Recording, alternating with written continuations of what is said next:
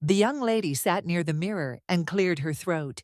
She knew she needed to speak soon. She knew she had to do this to protect everything she held dear. The young man shouted and told Antonia to stop.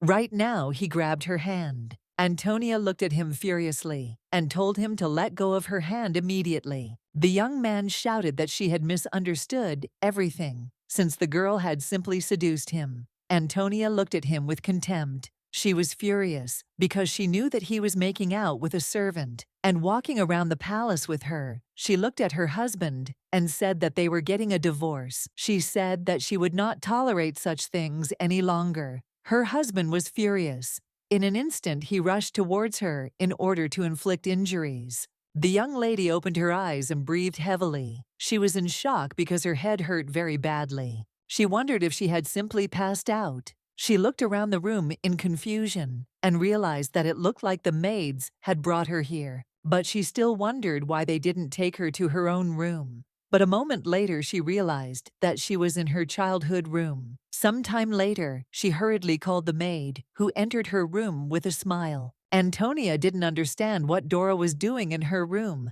and why she looked so young. The young lady was puzzled and wondered if the maid hadn't been fired 10 years ago. Dora said with a smile that Antonia had asked for water, but she had already repeated many times that the lady could have done it herself. Dora said with a smile that she was mute, but her arms and legs were fine, and she could do some things herself. Looking at the young lady, she asked if she needed anything else. Dora told the lady to give her peace. Dora asked her with a smile if she knew how hard it was to run back and forth. Antonia assumed it was just a dream, as she knew the maid had not been that young when she worked at the estate. She was puzzled because her whole body ached, and she wondered if she had been beaten while she was sleeping. Approaching the mirror, she saw her younger self. Antonia froze in bewilderment. She did not understand how this happened. Antonia understood that if she was so little now, she would have to relive the most terrible period of her life. After her parents died in an accident, due to the shock, she lost the power of speech and the ability to experience any emotions. It was very difficult for her to come to her senses then, but now the realization came to her that she had died. She was in shock because she realized she had died when she was only 28 years old. She had always had a premonition that this was how it would end. Antonia, in turn, knew that now everything would be different, since she did not want to repeat the mistakes anymore. She wanted to get back everything that belonged to her. She wanted to make them all pay for what they did to her. She looked at her reflection. She knew she had to make them pay for all her pain. Dora sighed heavily and said that at 12 years old, the lady could already take care of herself. Antonia knew that the maid was not doing her job properly, and since Antonia remained silent, Dora behaved terribly towards her. After being reborn, the young lady found out everything that happened in the mansion. She was glad that her uncle did not take control of everything. She already clearly knew those people who fully supported her uncle, and she also knew who remained faithful to her parents, no matter what. But they were still facing inevitable dismissal. She understood that this was not surprising, since they thought that she would always be mute. Her uncle had completely taken over the place of the heir, and she who owned absolutely nothing had to obey him. He threatened to marry her off to an 80-year-old man if she did not obey. The young lady knew that the old man had died as soon as she turned 18, and she knew that she should keep that thought in mind. After a while, Dora looked at her mistress in surprise. A moment later, she came up to her and asked if the lady was doing this for her. Antonia was shocked, as the maid always said strange things, but a moment later the maid took the lace from her. Dora smiled and said that such things only suited a beauty like her. She did not understand how the lady could have both a kind heart and good taste. Dora said that the young mistress was a very good person, but the young lady in turn was very angry because something that belonged to her was taken away from her. Antonia knew that the maid had taken not only the lace, but also the jewels in this way, and she had boasted of all the things to the servants. The maid looked at her in bewilderment and asked if the mistress herself had really given her such expensive things. Dora looked at the maid with fury and asked if she suspected her of anything. The maid said that soon she would not like it at all. She froze.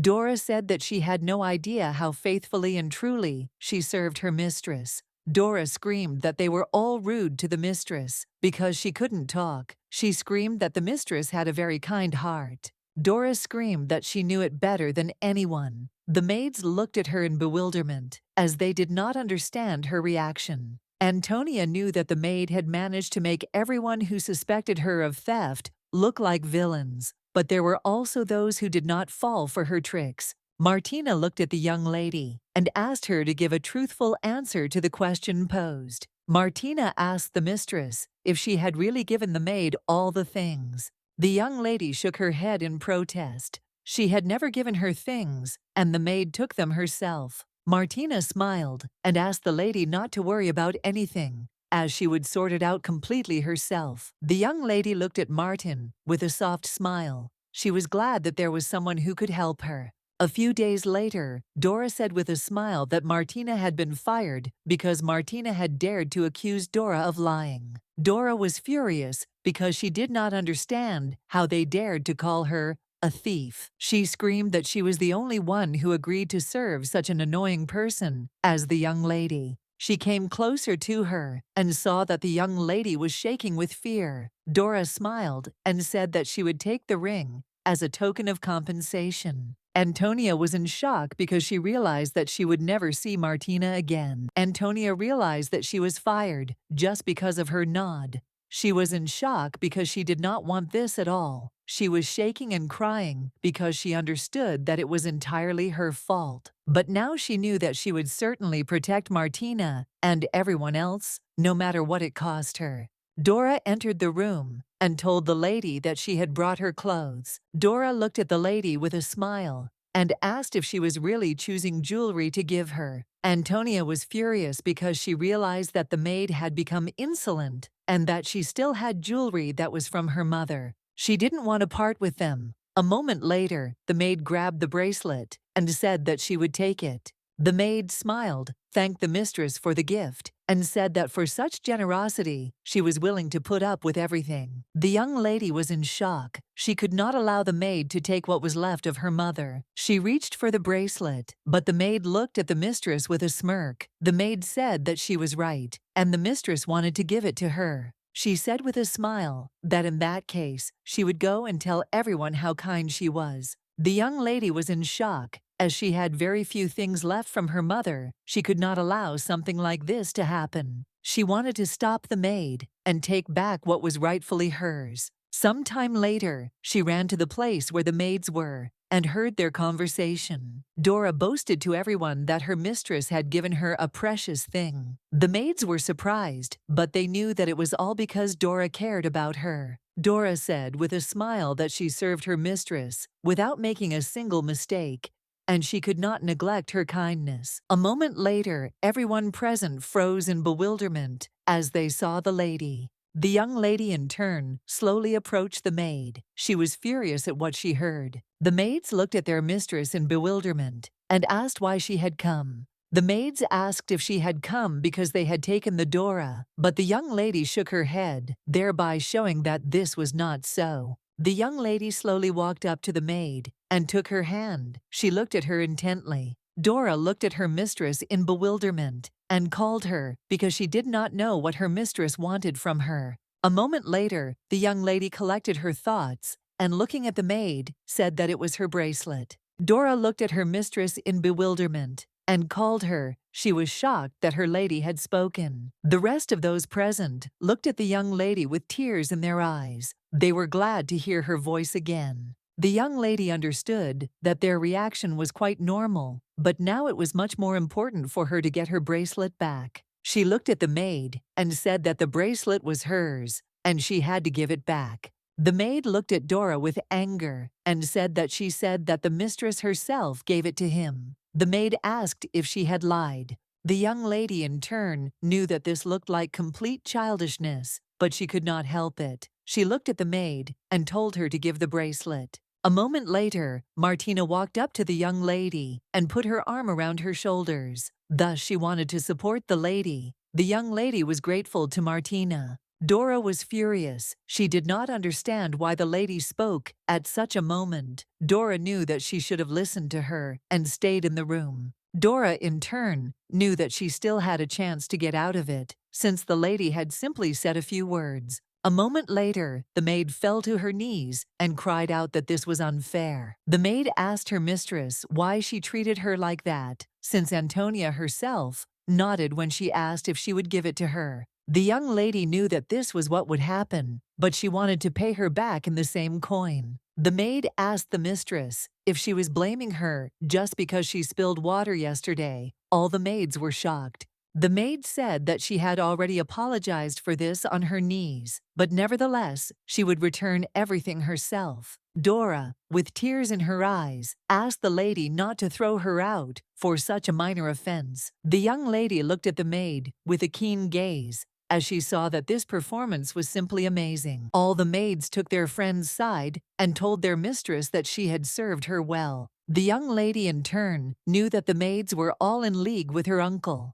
and she saw the vile expressions on their faces. Antonia told Dora that every time she opened her mouth, nothing but lies came out. Dora was shocked because she did not expect the young lady to speak. She shouted, "Madam," that she had deliberately deceived her. Dora screamed that she was pretending not to be able to speak. The lady sighed and said that the maid was not worth talking to. The maid would have liked to object, but the young lady slapped her in the face. Everyone present was shocked and shouted that she was going too far. The young lady sighed heavily, as she knew that she was not very strong right now, since her body was too weak. The young lady asked angrily if they thought she was so thin because she was ill. Antonia said that the maid brought her food once a day and used her things. She looked at everyone present and said that she had never given Dora anything. Martina looked at the young lady in bewilderment and asked if this was true. Martina screamed angrily at the maid that she had not done her job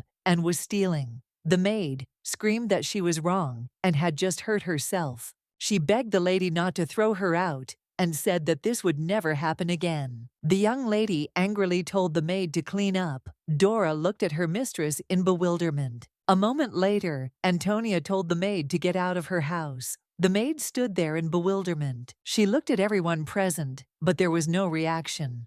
A moment later, she told them to call Mrs. Mills. The young lady looked at the maid in bewilderment, as Dora thought that something would change if the head maid came here. Antonia looked at her and asked if she had forgotten that this was her estate. Dora screamed that she couldn't just leave. She was in shock from everything that was happening. Antonia looked at Martina, as her voice was already at its limit. She told Martina to throw the maid out of the estate. The servants grabbed the maid, but Dora resisted and screamed, "Madam, she cannot do this to her." Martina looked at the maid with fury and told them to take her away quickly before the mistress got worse. The lady knew she had fired the maid faster than she expected, but now she needed to re-establish her authority. Martina looked at the young lady who was feeling ill in bewilderment. She caught the lady, and she thanked her. Everyone present looked at the young lady with tears in their eyes. They understood that they were foolish when they trusted the maid.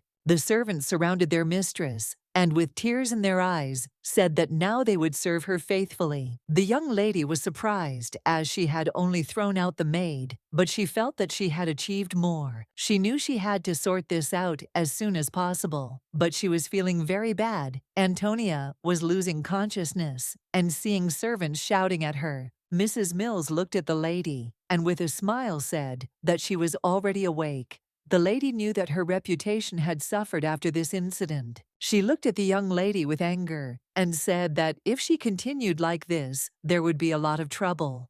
The young lady looked at her in bewilderment and asked what she was talking about. The young lady was told by the missus that she had thrown out the maid without asking her. Martina asked why the lady should ask her permission. The lady said that she should consult with her since she was in charge of the estate. The lady shouted that it was her duty to manage the servants, but the young lady did not let her finish and told her to quit. The head maid looked at the young lady in bewilderment. Antonia asked if she hadn't heard. Antonia looked hard at the head maid and said that if she didn't like something, she could just quit. The young lady looked at the maid and asked if she could hear her. The maid froze in bewilderment. Antonia said that this was her estate, and also asked the maid if she really thought her voice was more important. The young lady asked if the maid's problems were more important than her well-being. The maid realized her mistake and, falling to her knees, begged her mistress for forgiveness.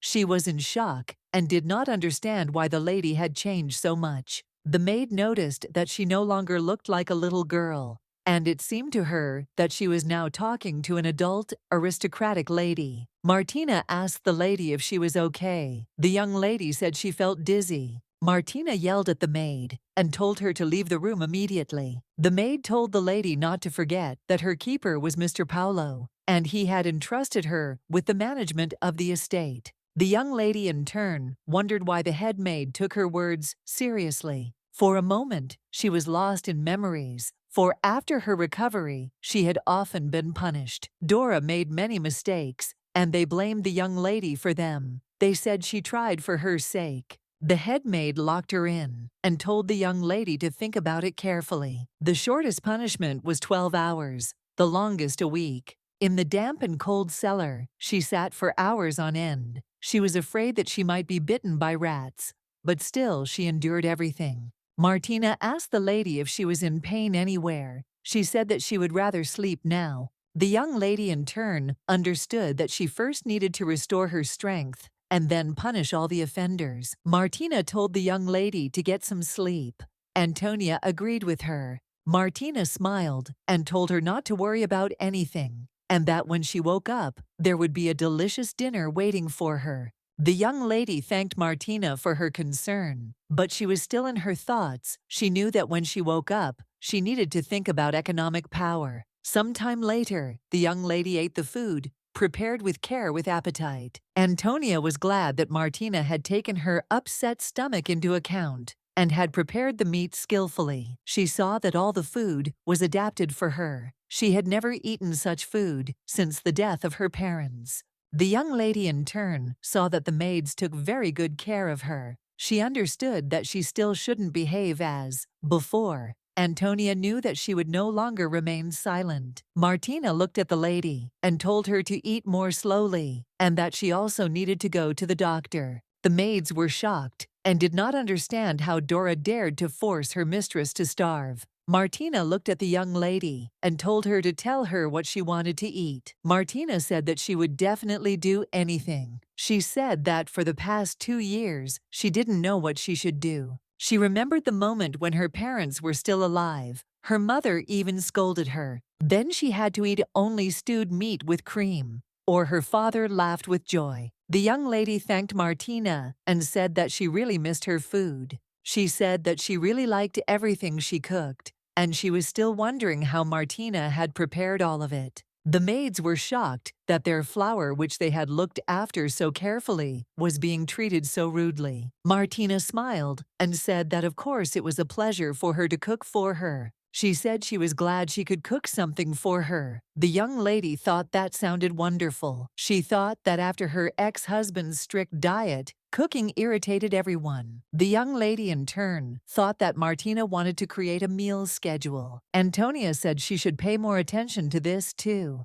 Martina smiled a gentle smile and said that she would do whatever the lady wanted. The young lady was walking leisurely on a fine day and noticed that the atmosphere of the estate had changed greatly. She knew she had worked very hard since waking up, but she still knew she should put on a small smile. Antonia knew she couldn't always be like this. Before her death, nothing made her laugh. Antonia recalled that her ex-husband often told her that she had no feelings, and she then thought it was her fault. The maid told her mistress that staying in the wind was dangerous to her health and that she had better go back. The young lady, in turn, saw that she was now surrounded by people who sincerely cared about her. The young lady slowly devoured the delicious food that had been prepared for her with care. Martina looked at her in surprise and asked why she ate like that. The lady said that she had already forgotten how delicious it was. Martina said that she had to eat slowly so that her stomach wouldn't hurt. The young lady, in turn, was grateful to Martina for telling her to see the doctor, as he had helped her a lot. In her past life, after her parents died, she never liked all the pompous luxury. She knew that her uncle, who just wanted to show off in public, was trying hard to teach her to be obedient. After he became a count, you always had to listen to him boast about how well he raised her.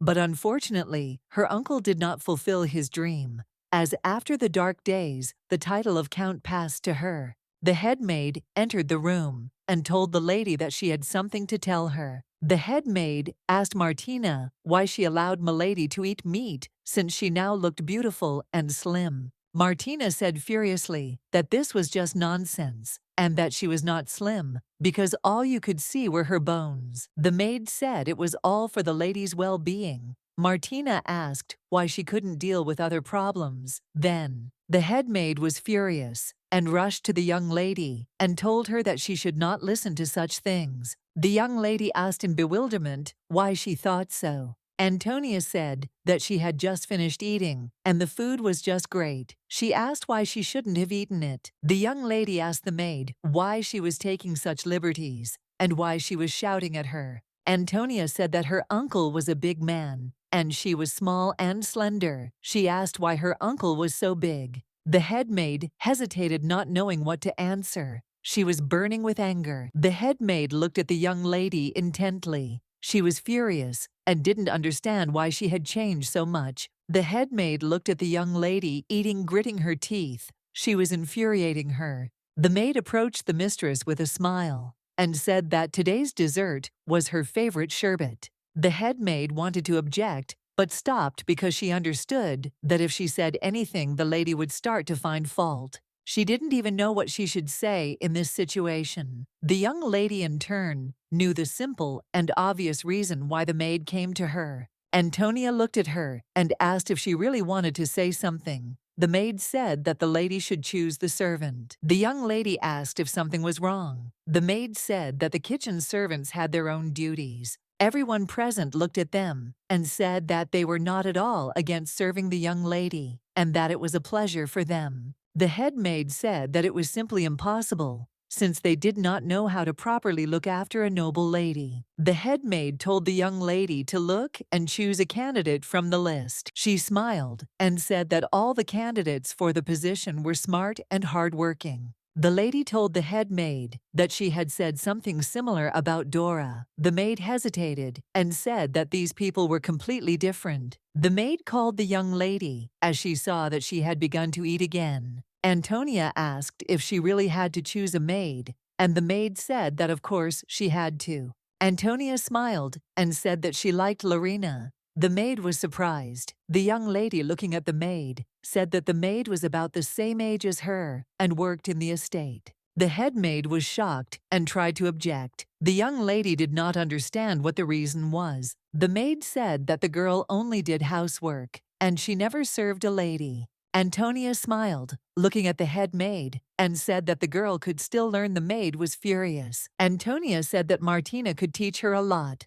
Martina, in turn, agreed with the lady. The maid shouted that Martina had worked in the kitchen all her life. The young lady said that she had braided her hair and picked out a beautiful dress for her. Antonia said that her outfits were previously dull, but Martina made them much better. Antonia said that the mayor of Tina Ranch worked for her mother and also for the marquise, and she could train a maid. The head maid hesitated, not knowing what to answer. The young lady said that she was in charge of this estate. Antonio asked if she didn't know this information. The maid hesitated and said that she didn't know. Antonia said that the sous chef invited from the marquise's family after her mother's wedding was also a servant. She asked the maid if she knew this.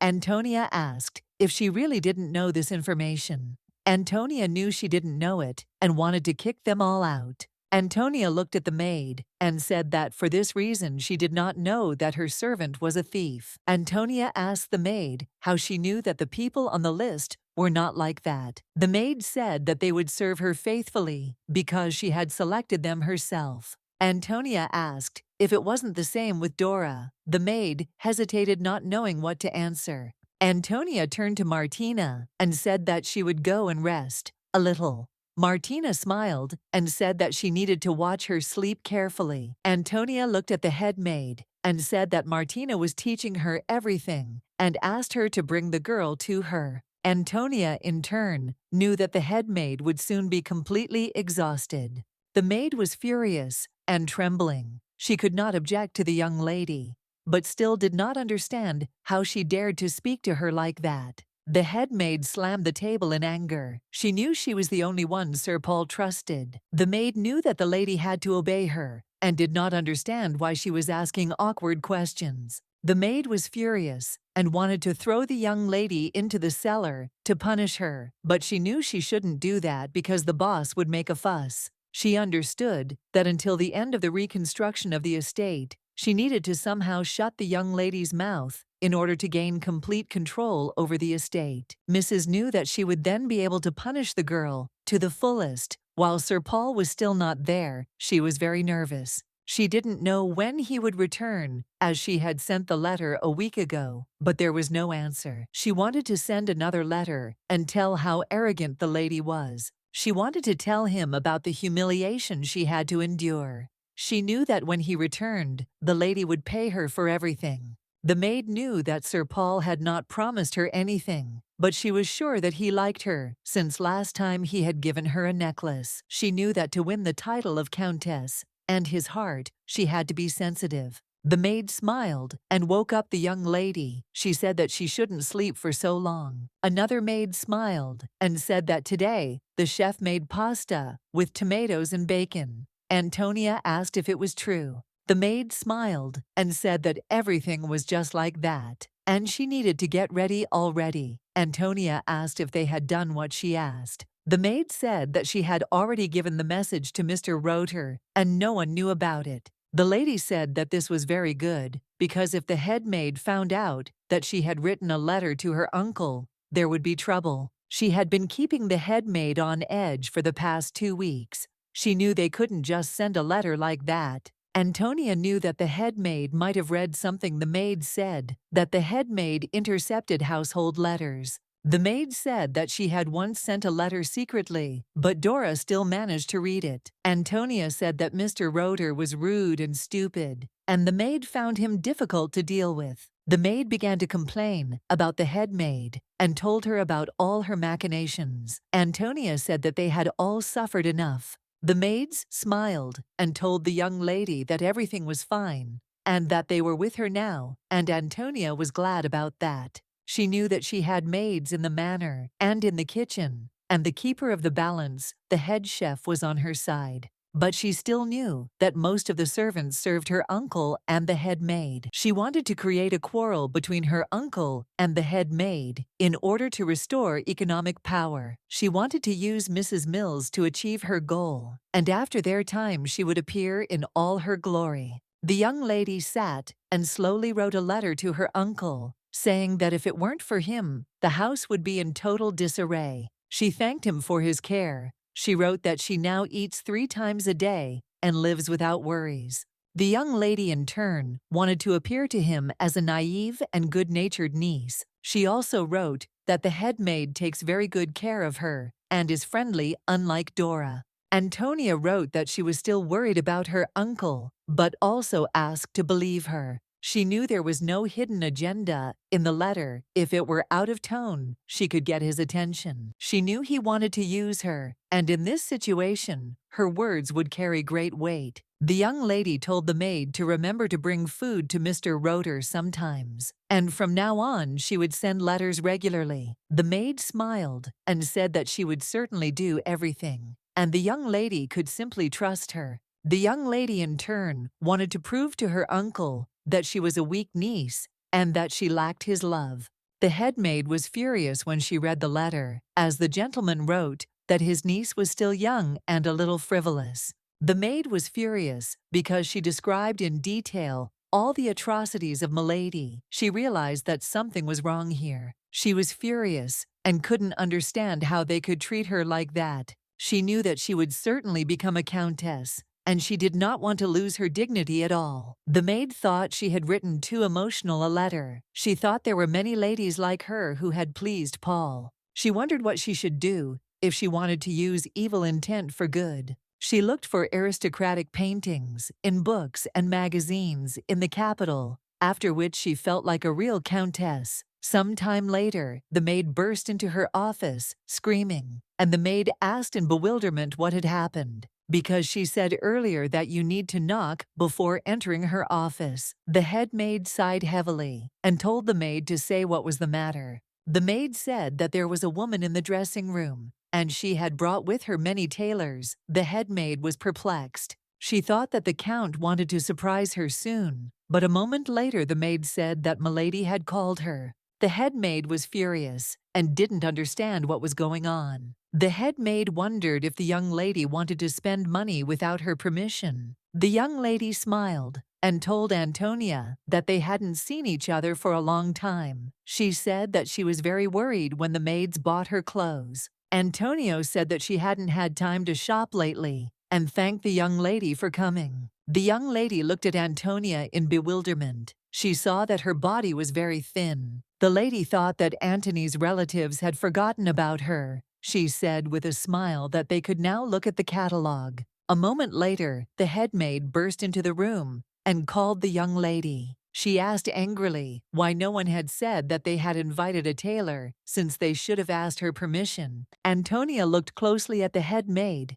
as she had not changed at all. She knew that the young lady was known for spreading rumors, and this incident would get out very quickly. Antonia saw her eyes, which were full of curiosity, just the kind that collects all the news around. Mills said Mr. Paul had entrusted her with the management of the estate, and my lady, including the management of the property. She said that if Antonia continued to spend money on unnecessary things, the estate's budget would suffer. Antonia, in turn, felt that on the part of the head maid, there was only detachment and anger and not a drop of respect for her. Antonia told the head maid that she understood everything, but she should still calm down since they had strangers in the house. Antonia was now to her the girl who had gotten involved with the wrong butler and was oppressed. Antonia looked at the young lady and, apologizing for wasting her time, asked if she could wait a little. The young lady smiled and said that of course she would wait while she sewed her outfit. Antonia told the maid to take the young lady to the reception room. The head maid asked the lady if she wanted to admit her mistake to the tailor. The head maid said that the lady should thank her. Antonia asked in bewilderment what she meant by that. Antonia said that she was only the Count's housekeeper and must restrain herself from her impolite behavior. The maid was furious and asked what nonsense she was talking about. She did not understand why the lady did not want to admit her mistakes. She shouted that Count Polo was in charge of everything, and she, in turn, begged him not to spend the entire state budget. The maid told the lady that she probably didn't know, but the Count said that the property had to be managed thoughtfully and carefully. The head maid said that this was a matter for Milady, and that luxury was not welcome. Antonia asked if her uncle had said so. The maid said that it was so, and despite the fact that she owned the estate, Antonia asked angrily if she took responsibility for her words. The maid said that she was sure of her words. Antonia told the maid that she probably didn't know, but the budget could be increased if necessary,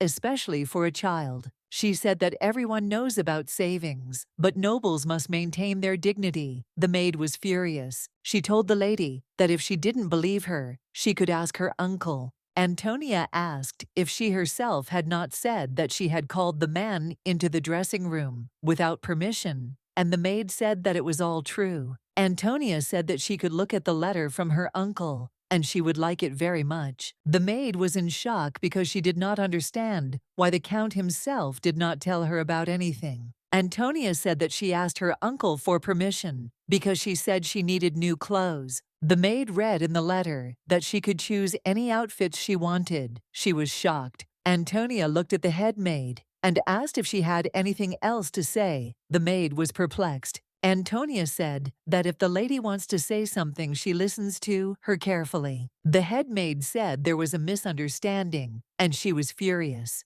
Antonia said she hoped that in the future she would not be so reckless as to frame her uncle. The head maid was furious. She didn't understand why she had to be patient now. She knew that she was still my lady's keeper, and that Paul had not yet received the bill. It knew that there was no retreat from their grand plan. The maid knew that she would soon become a noblewoman and live a noble life, and she just needed to be patient a little. She knew that she had been working hard all this time, and that she would be rewarded for everything. The maid sighed heavily. Looking at the lady, she said that the lady was in excellent condition. The maid said that Paolo was very careful with her. The young lady smiled and said that it was all thanks to the two of them, and the maid said that it was a great honor for them. Antonia said they both worked hard to avoid being noticed by the head maid. Antonia used all possible means. She asked a reliable person, and he took the letter. She knew that the head maid was guarding the estate,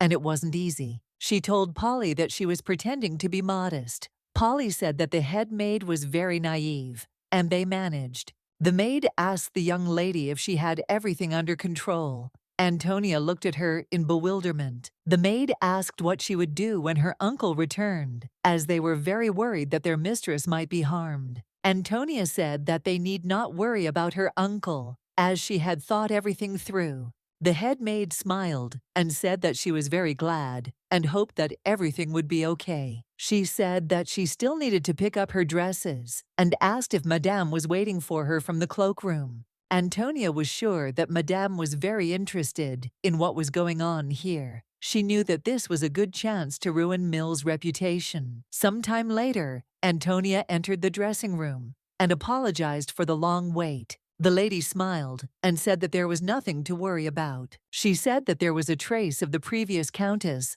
left in the drawing room, and the view was mesmerizing. Antonia, in turn, was very happy to hear good words about her parents. Antonia said that she had not chosen a dress for a very long time and did not even know what was in fashion now. Antonia said this phrase very clearly and thought that Madame would react to it. The madam said that the young lady need not worry, as she had several different designs. The young lady slowly began to look through the catalogue. The young lady saw the head maid, who was serving them. Antonia thought about it because she saw that the maid was setting the table for herself, although she usually did not do this. She looked through the catalogue, knowing that Madame was confident that some styles would remain popular for a long time. She knew that if she were older, she would make her public debut and try to make money from dresses. To endure her extravagant husband, she thought about building a new estate. That was the only thing that came to her mind.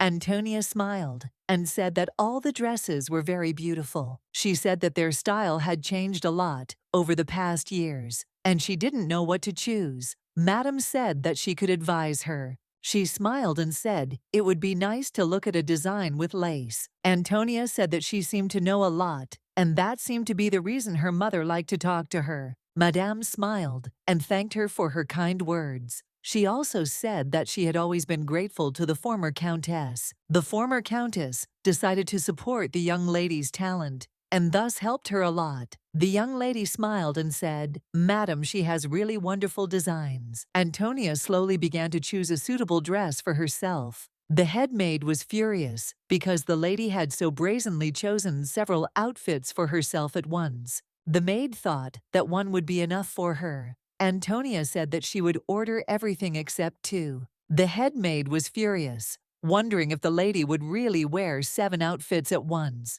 The head maid knew that the count would not have allowed her to do such a thing, and she herself would not have allowed her to take such outfits. Madame asked if she didn't like the other outfits, since she was watching her taste. Antonia said they were too bright. Madame said they were gorgeous and would look great with her hair. Antonia asked if her mother really liked such outfits. Madame said that this was exactly the case, and for this reason she made more of them. Antonia said he didn't think he could wear those same outfits. The maids, with tears in their eyes, asked their mistress if she was okay. Antonia told them not to make such faces. The head maid was furious. Madame said that her train of thought was very simple, since she would look very beautiful in these outfits, and she was only concerned with beauty. The young lady sighed heavily and told Madame not to tell anyone about it, but she still thought she was ugly. Madame said that such a thing simply could not happen, and my lady should not worry about such things. The head maid was furious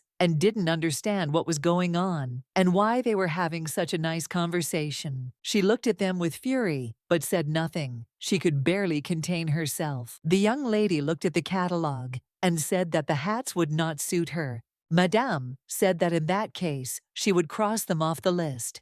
Antonia also made adjustments to one design and said with a smile that she was waiting for the rest of the order. She also looked at the shoes. The young lady sighed heavily and said that her previous shoes were so small that she could not wear them. The young lady in turn wanted to prepare the ground so that the rumors would spread faster. The head maid was shocked and thought the young lady had gone mad. The head maid knew that the young lady had first fired all her servants and was now spending the count's bills like water. The maid thought for a moment because she knew it was not her money. She thought the count would be very angry when he found out about something like that. The maid knew that the young lady had no idea what she was doing, and she would not allow her such luxury. She knew that with all the money she spent today, she could buy a small store. Last time she gave up because she ran out of money, but she still has one building in the shopping district. The building is small, but the location is great. She knew she didn't have enough silver yet, and she was only short 30 silver coins. The maid knew that most of the dresses the lady bought today cost at least 10 silvers per outfit. She wanted to write a letter immediately, because Mr. Paul must know about everything. She didn't know what she wrote about last time, but she knew that this time everything would be fine. She knew that when the gentleman found out the amount his niece had spent, he would definitely change his mind about his decision. She wanted to write him a letter this time and tell him everything. The maid smiled and asked her mistress if she would mind if they tidied up her closet. The young lady smiled and said that it was a very good job and she would like them to sort out all the things quickly, as she was not feeling well.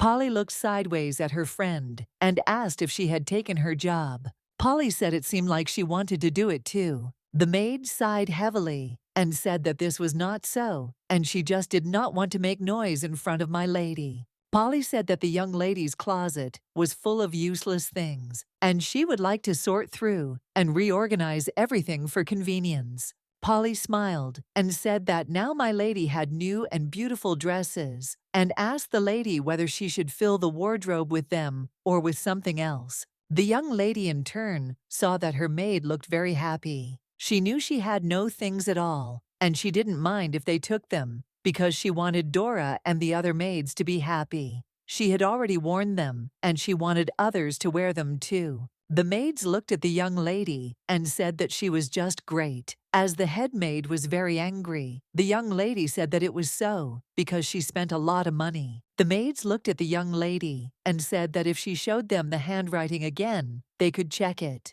The young lady looked at them and said that there was no need to forge letters anymore. The maid was surprised and asked if this was true. The maid said that in that case they would come to check the execution of orders. Antonia asked if the head maid would really go to her uncle. The maid said that she had asked Uncle Paul before she asked if it would not be better to block the head maid's mail. The young lady said that there was no point in that, and when her uncle came back, she would of course have to be honest. The young lady smiled and told the maid not to worry. Antonia said that by that time, she would have everything ready, and the head maid would no longer be able to manage the count's budget. The maids looked at each other in bewilderment. They were surprised and did not know what their mistress was preparing. The head maid wrote down all the things the young lady had bought and sent the list to Roto. She knew that if she also wrote the amount of money spent, it would be difficult for even Mr. to be generous in this situation. She knew that the letter would be delivered soon. The head maid knew that in this case he would return faster. The very thought of it pleased her. The head maid knew she had to try to impress him. She recalled that she had said in the magazine that rumors about events spread very quickly in the capital's religious circles. If she married Mr. Paul, there would be a stir and she would raise her status. The maid knew that she had to learn to be graceful in advance. A moment later, she heard a knock at the door and told the maid that someone might come in. The head maid asked the maid why she didn't ask for another day off. She asked her if she had really been out for a walk yesterday too. The maid said that everything was true, and yesterday she went shopping and heard a strange rumor. The maid looked at the servant in bewilderment and asked what strange rumor they were talking about. The maid hesitated, not knowing what to say. She said that she had heard it before. The head maid was a little irritated, as she wanted to hear everything in more detail. And quickly she told the maid not to be shy and to tell everything. The maid sighed heavily, and collecting her thoughts, said that rumors said that they were mocking the young lady. The head maid was shocked by this information. She looked at the maid and asked what she just said. She asked furiously who was spreading such nonsense. She said it was just madness, and asked who was making fun of whom. She asked angrily if she could say anything about the young lady. The head maid said that it was just a terrible rumor, and sometimes it was difficult for her to even meet the young lady one-on-one. The maid knew that the estate was in disarray because of the young lady, and she was spending a lot of the estate's budget on unnecessary things. The head maid was furious and did not understand where she was bullying the young lady. She was shouting that she could gain weight, and the count always told her to take care of the young lady. The head maid knew that the young lady always looked pitiful and weak, and she had already told her several times that she would only marry for convenience. The maid calmed the head maid down and told her not to scream because everyone could hear. The head maid was furious, but everyone had calmed down a little. She kept telling herself that she needed to calm down. She looked at the maid and asked if she had scared her. The head maid said with a smile that this was very strange, as she had always been generous with food and clothing for the young lady. The maid said that she loved the young lady very much and did everything for her good. The maid looked at the head maid with a smile and said that this was of course so. The head maid looked at the maid and said that she had said earlier that she could not buy clothes because her brother was sick. She said that it bothered her very much and she just could not look at her. She handed the maid some coins and told her to take them for her brother's winter clothes. The head maid said that it would be a great shame if they got sick. The maid was shocked, but also very grateful. The maid thanked the head maid and said that she was very kind, and she in turn made her listen to complete nonsense. The head maid sighed heavily. She knew that everyone could be bribed with money. She knew that the lady wanted to ruin her reputation by spreading a dirty rumor, but she had a deep pocket that Paul trusted her with. The head maid was furious. She couldn't let the young lady do what she wanted. Polly looked at her mistress with a puzzled expression and said that she had terrible news, because only a couple of days ago everyone was saying that they were on their side, and now they felt sorry for the head maid. The young lady asked in surprise if this was true.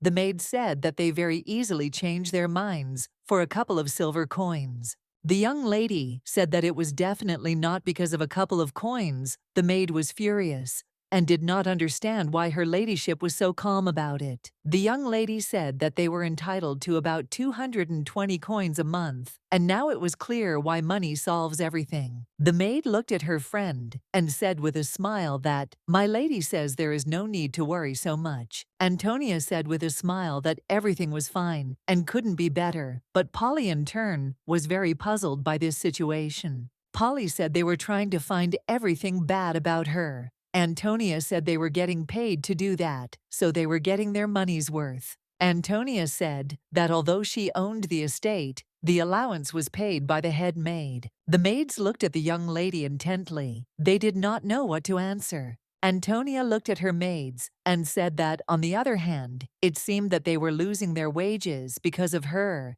and this made her very sad. Polly was shocked. She said she had nothing to worry about. She said the cooks were charging quite a lot anyway, 20% less for food and clothing. The maid smiled and said that she thought so too, and even if that was the case, the pay was still decent. The young lady sighed heavily and said that they needed to be patient, since the next payment would be several times smaller in comparison. She fell silent and did not finish. The maids looked at their mistress in surprise and asked in comparison with what Antonia said that the head maid had created the rumor. She in turn wondered how many people would believe it. The lady knew that the maid could not hand out money to everyone on the premises. The head maid looked at those present in anger and asked what was going on. The maid looked at Madame and asked why she had not warned her that they had arrived so early in the morning. The lady smiled and said that she had come to deliver the outfits that had been previously ordered. Madame said that she would like to deliver them to the lady of this estate, and she was also asked to prepare winter coats for all the people of the estate. The head maid was shocked. She looked at Madame and asked what she was talking about. The head maid was perplexed. She looked at the drawers with clothes and wondered how much of it was in the drawers. She was shocked because she realized that the young lady had decided to set her up again, and the head maid in turn had not yet chosen what she would order for herself.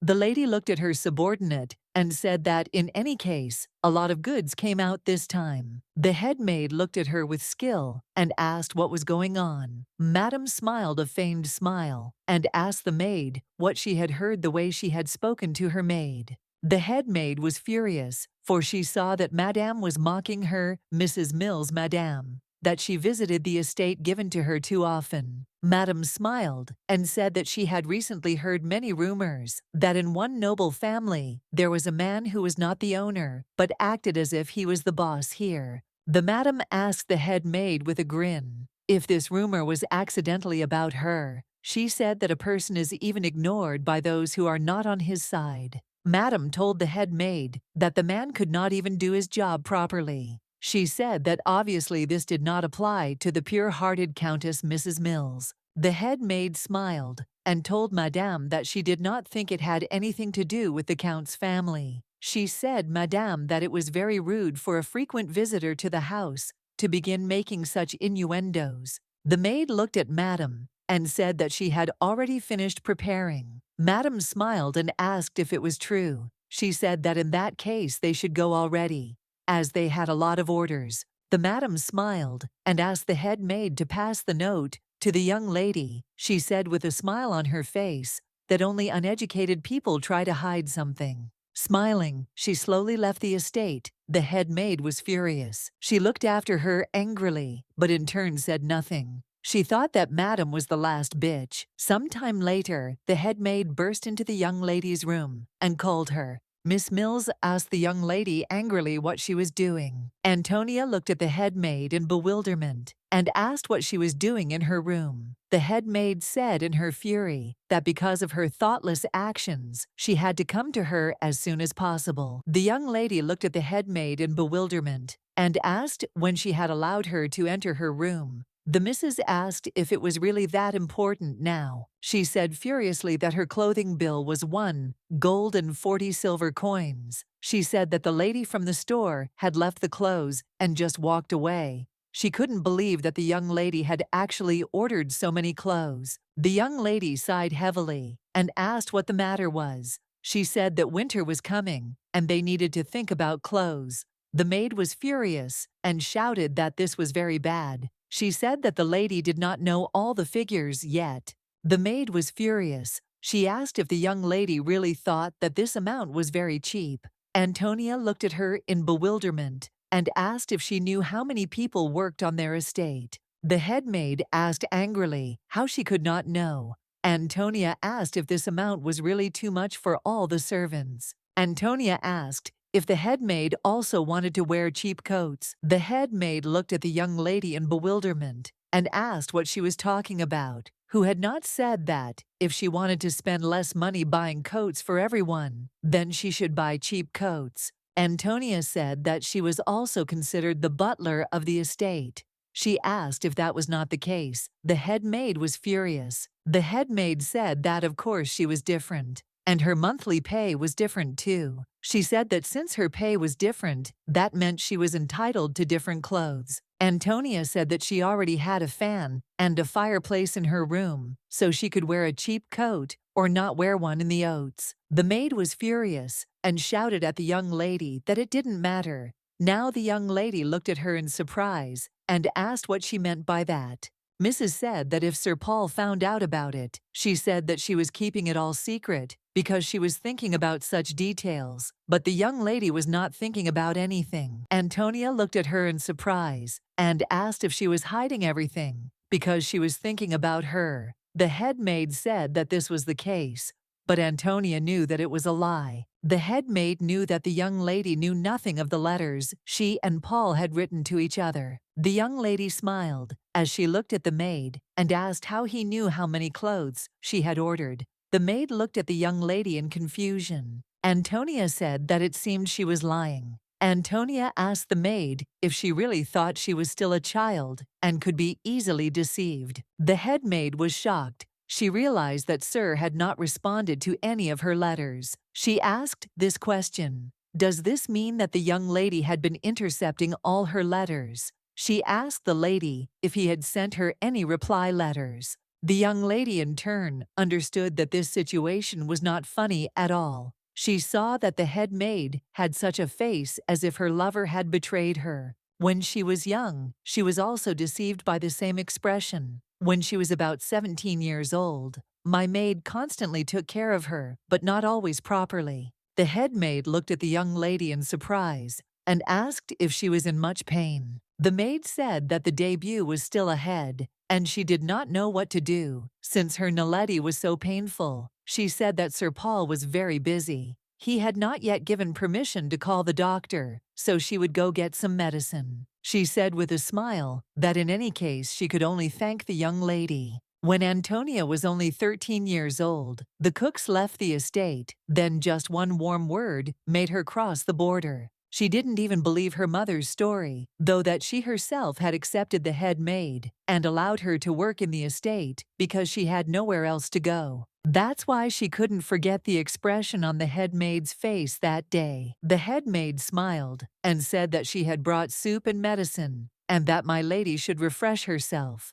The young lady looked at the tray in surprise and asked if this was all for her. The maid smiled and said that it was all true and she should start eating before it got cold, and she needed to take her medicine. The young lady was puzzled because she could not eat properly. It was painful for her to eat, but still she had no choice and had to cope with it. Then the young lady had no doubt that the maid had brought her medicine. The maid gave her medicine to weaken her, but it was rarely used because it had terrible side effects. Then, on the orders of her father, a young priest came to the estate. If he had not noticed her at all, she would have simply died. Now the young lady didn't care how pitiful and soft the face in front of her was. She no longer trusted her. Antonia asked the maid if she really thought her uncle was obliged to report to her. The maid looked at the young lady in bewilderment and asked what she was talking about. Now the lady asked her if she really didn't understand anything now. Antonia asked her if it was so surprising. She said that the lady was just a housewife. The head maid was shocked. She said in a trembling voice that Mr. Paul said that he trusted her with the management of the estate. The young lady looked at her intently and said that she was ill then, and for that reason, he trusted everything to her. The lady said that she was healthy now, and she was still her uncle's niece, and she had more power. The head maid drooped and did not know what to answer. A moment later, there was a knock on the door, and a question asked if they could come in. The maid opened the door and said with a smile that she had received a letter that morning, and it was from Mr. Paul. The young lady smiled and asked if all the letters were from him. The head maid froze in bewilderment. The maid said that it was not all for her, as she heard that the head maid was here now and wanted to give both. The head maid was shocked. She thought it was a lie. As it was obvious that Mr. Paul was very busy, she was in a hurry to pull the letter out of the envelope. The maid was shocked as Sir Paul had written to her to leave the entire estate budget to Antonia. He also asked why she began to distort the words of the Count. He said that she also harassed his niece and asked when he had asked her about such a thing. The head maid was shocked. She realized that the mister always wanted to kick her out. She was furious and could not understand how this could happen. She knew that earlier he had said that he believed in her. He had written that he saw that his niece was thinking about him, so he ordered the dress with all his care. He said that she even sent him a gift and said that she was worried about him. He asked the maid if she had really lied to him. The sir was furious and could not understand how the maid could say that his niece had spent the money when she had not even touched it. He wrote that because of her, he had almost lost contact with his niece.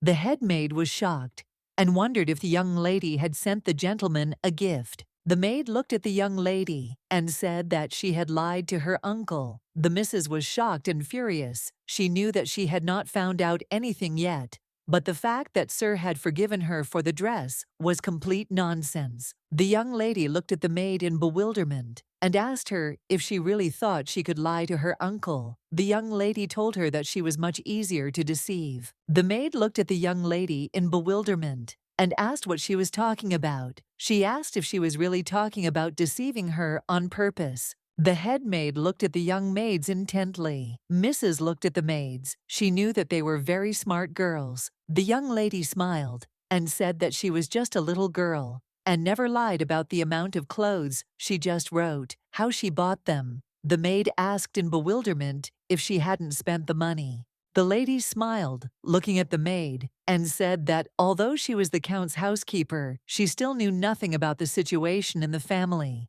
Antonia knew that if she were an ordinary girl, she would not have guessed about it. Her late mother had paid for clothes for 10 years in advance. This time she paid. In the old days, when a young lady was about 16 years old, she could only buy a new dress twice a year, and she paid for it, but even that was not new. The young lady was a little surprised, for she had only just realized that before Mrs. Mills and Dora had taken turns wearing her clothes, she had worn rather pretty dresses, which had made her look like a gentlewoman.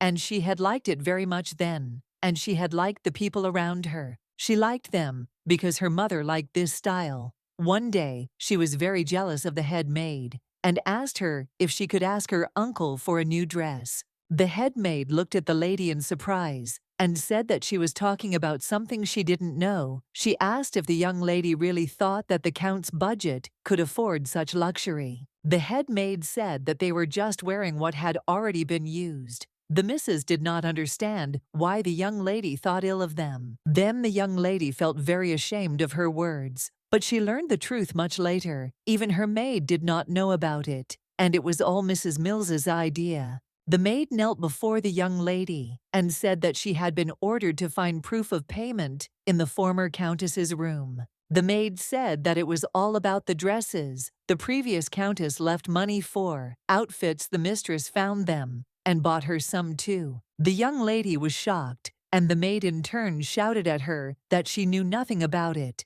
The young lady recalled her past life.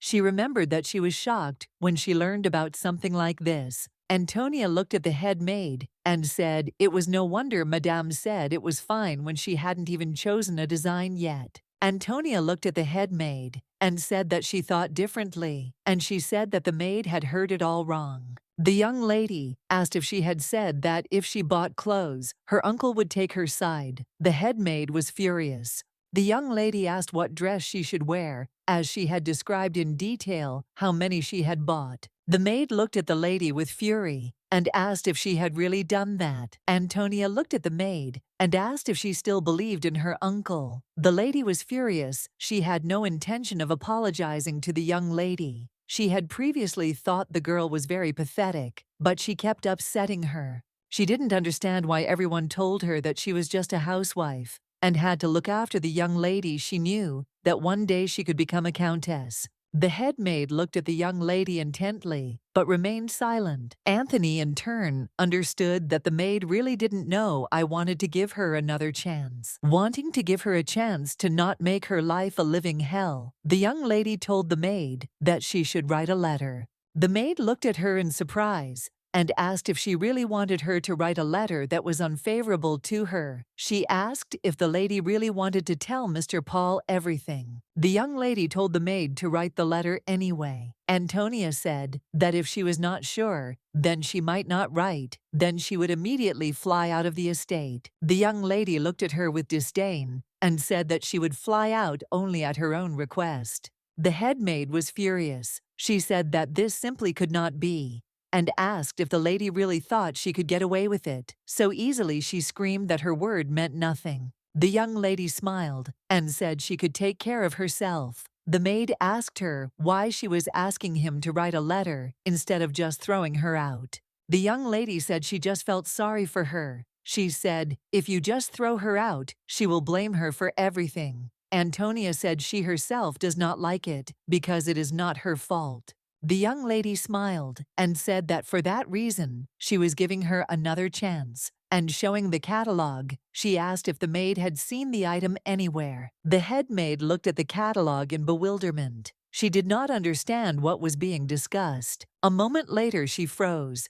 as she read that the Grand Duchess's treasure Empress Sion's necklace, Tears of Morning Dew, had been stolen. The young lady said that this necklace was given to her by her uncle. She looked at the maid and asked if she thought they looked very similar. The maid trembled, not knowing what to answer. The maid hesitated and said that everything was exactly like that. The young lady told her to read the newspaper again. Antonia said that there you can see a coat of arms with a hawk and a sword. The head maid was at a loss. She did not understand what the young lady was talking about. Antonia asked if her uncle could answer this question. Antonia said that if she often walked around with this necklace, people would think that she had great power in her hands. The head maid was furious. She looked at the young lady and told her not to talk nonsense. Antonia looked at her in bewilderment and asked why she was talking nonsense. The maid said that she heard that Paul wanted to sell it.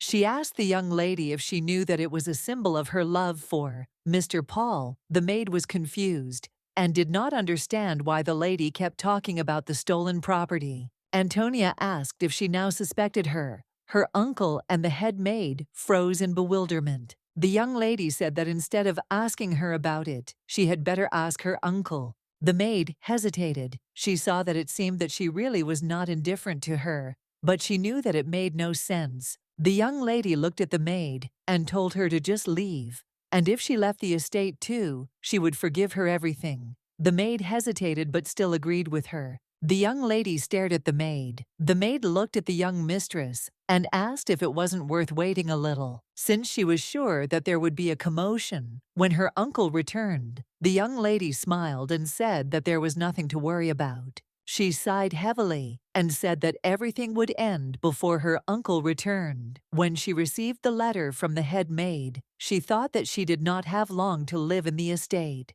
But now she knew that the Grand Duke was sending men after her uncle. She knew that after deceiving the Duke into stealing the necklace, her uncle went into hiding because he was afraid of being caught. This was the real reason why she often left the estate. The maid looked at the young lady with bewilderment and asked why she gave the maid a chance. The young lady sighed heavily and said that she would be ashamed to blame her for something she had not done. Polly said that they needed to talk to the boss immediately, as he played the villain very well. The young lady stopped the maid. Antonia said she didn't like it when Martina worried for no reason. The maid said that she wanted to ask the boss something after she was scolded. The young lady looked at her maid in confusion and asked what she was talking about. The maid said she would be scolded for a minute by the young lady, but she thought the boss would forgive her. Antonia asked, in bewilderment, if she was really sweet. The maid smiled and said that she was the sweetest in the world.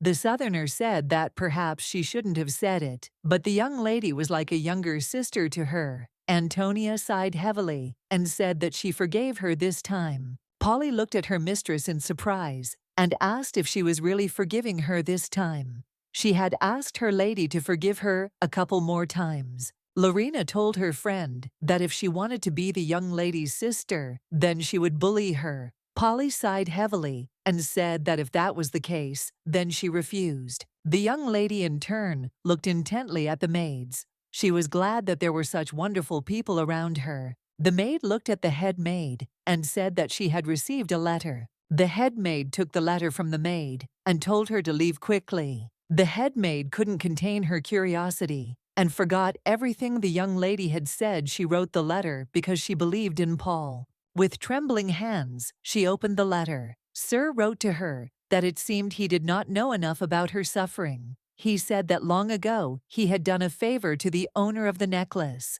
and she had promised him that she would repay the debt, and she was still looking for an opportunity. He wrote that he would like to see her in this necklace. The head maid was furious. She did not understand how he could do this to her. He gave her the necklace with a smile and said that it was proof that he trusted her. He said that if she followed him, then many gifts awaited her. Sir said that he never renounces those who are on his side. After his words, she completely believed him. The maid was furious because she realized that he had betrayed her. From the very beginning, she understood that it was just a stupid dream. The maid was furious. She did not understand how he could do this to her. She thought that if she begged the young lady, then perhaps she would give her a license. She knew that even the previous countess had accepted her, and out of pity, the young lady looked closely at the maid. A moment later, she entered her room and called her. The maid said that she had been deceived and asked the young lady for forgiveness, and also asked to give her just one chance, and she would do anything for her. She begged the young lady to give her permission to remain in her old place. She said that she could even organize the laundry and help in the kitchen. The young lady sighed heavily and said that she could not allow it, since her uncle already knew everything, and besides, she was too pathetic for this place. The maid asked in bewilderment if it was so important. She told my lady that she was completely wrong and asked her to save her. Antonia looked at her intently and, handing over the letter, told her to take it and leave immediately. The maid asked in bewilderment what it was. Antonia said that it was just an introduction. She said the place was called the Viscount Club, and she could get there in a month by carriage. Antonia told her to take the letter with her, and she could work there as a housewife. The head maid was surprised and did not understand why milady was treating her this way, but she did not say that she could not simply throw out a person who worked in her house. She said that she did not want to live with such a sin on her soul. The maid thought that she should have begged her from the very beginning, and then perhaps she would not have had to leave the count and go to a dead place. She didn't know where this place was, but she still thanked milady with a smile. For this opportunity, she just wanted to stop and go there and start all over again. She hoped that there would be no receiver in that place, and everything would go smoothly. The maids looked at the young lady in surprise and asked why she had written an introduction for the maid at all. Antonia said that it would be better for her. The lady said that she felt sick when she heard bad news. The maids smiled and said that the young lady was very kind. Polly said that in her place, having heard bad news, she would have danced with happiness. They did not know where they could find such a person as their mistress. The young lady thought for a moment about the place where she had sent the head maid. That place was famous among her acquaintances before she returned. She knew that the old Viscount had a stingy and eccentric personality, and it was said that when servants came to him, they tried their best and could only escape after death. The young lady knew that a successor would only appear after the death of the Viscount, and there were a great many rumors about him in high society. The young lady, in turn, did not want to devote the rest of her life to the man who had ruined her life. She wondered if she could get rid of them all, since she still had many people to take revenge on. After the head maid left the estate, the young lady set about renovating her estate. Martina looked at the maids with fury and said that it was completely shameless on their part. She did not understand what they were even thinking. The maids said that they didn't want to at all, and they didn't do anything. The other maid asked if they had done this because of their stupidity. Martina said that the maid left in the lady's new dress 6 months ago. The maid said in a trembling voice that the lady did not mind. Martina asked furiously what she was talking about, since at that moment the lady could not say a word. Martina asked if the maid really thought she knew nothing. Martina said that the maid gave the young lady's earrings to the pawn shop. The maid said that she could not resist, as her brother was very ill. Martina looked at them with fury and told the maid not to talk nonsense, because after selling them at the pawn shop, she went to the casino and spent all the money. Martina told them that they should be grateful that they hadn't confiscated all their ill-gotten gains. The maids trembled with fear, but said nothing. Martina looked at the other maids and told them to throw them out immediately. The lady in turn stared out the window and watched as the maids left her estate. She was glad that they were all gone. The young lady, in turn, looked in the head maid's safe and found 5 gold coins in it, and in the room of one of the maids, she was even able to find her mother's things. Previously, she thought that only her maid was involved in stealing, but now she knew about all the servants. Martina looked at the young lady and congratulated her on her complete recovery. Martina smiled and said that after all they wouldn't let her things go to waste. Antonia said that all the things her mother wanted to give her after she grew up. She looked closely at Martina. Martina smiled and said that it seemed like she was in charge here now. The young lady smiled and said that she was not in charge, and she wanted to say that her uncle had entrusted her with managing the budget, but she did not know at all how to do it. The young lady smiled and told Martina that it would be great if she could help her. The lady said that her mother did the same, although she knew that she liked being a cook more than being an accountant.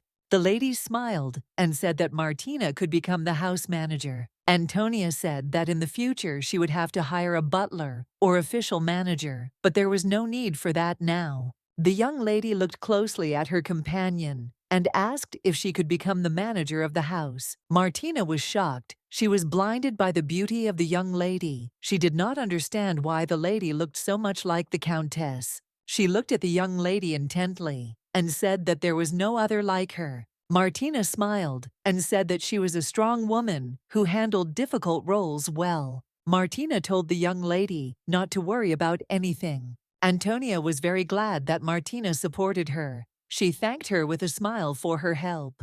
Martina saw a beautiful young lady in front of her. She was delighted with her changes. She thought that it would be better to put off working with numbers for now. Martina understood that what was more important now was that her ladyship was happy. The young lady sighed heavily. As she sat at the table, the maid looked closely at her mistress and asked what was wrong with her. The young lady looked at the maid in surprise, but did not answer. The maid said that she was constantly sighing. The maid asked the young lady if she was not getting enough sleep.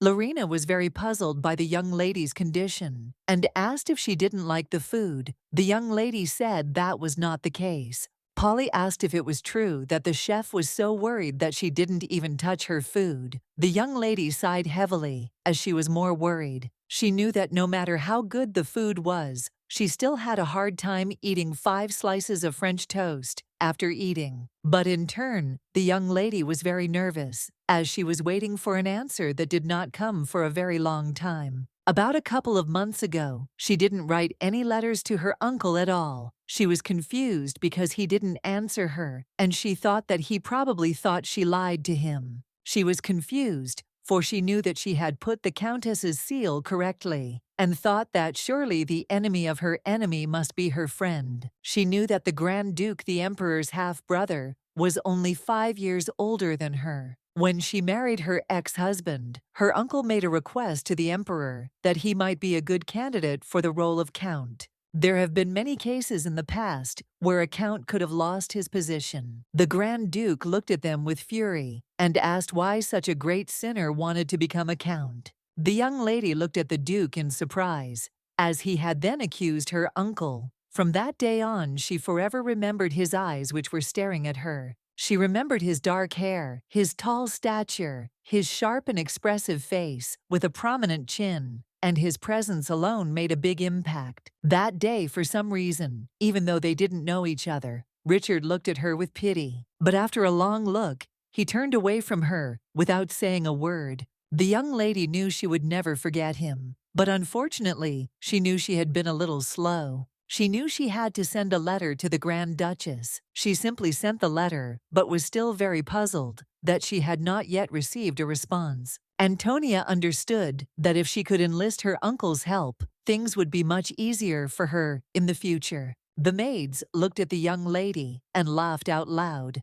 Antonia looked at them in surprise and asked if she had sighed again. The maids smiled and said that she had. A moment later they looked at her and said with a smile that for this reason she should go with them. The young lady looked at them in bewilderment, as she did not understand what they were planning. The maids looked closely at the young lady and asked if she was okay. Antonia smiled and said that everything was fine. The maid said that the chef had been very attentive and had prepared a lot of delicious food for them. The young lady sighed heavily and said that she thought that was too much. The young lady wondered if she should take a little walk, and since she had not walked around the area for a long time, the maid asked my lady if she wanted to return to the estate. The young lady smiled and said that she would like to take a little walk. The maid said that in that case, she would go with her. The young lady smiled and said that there was no need for that, as she just wanted to be alone. Antonia told them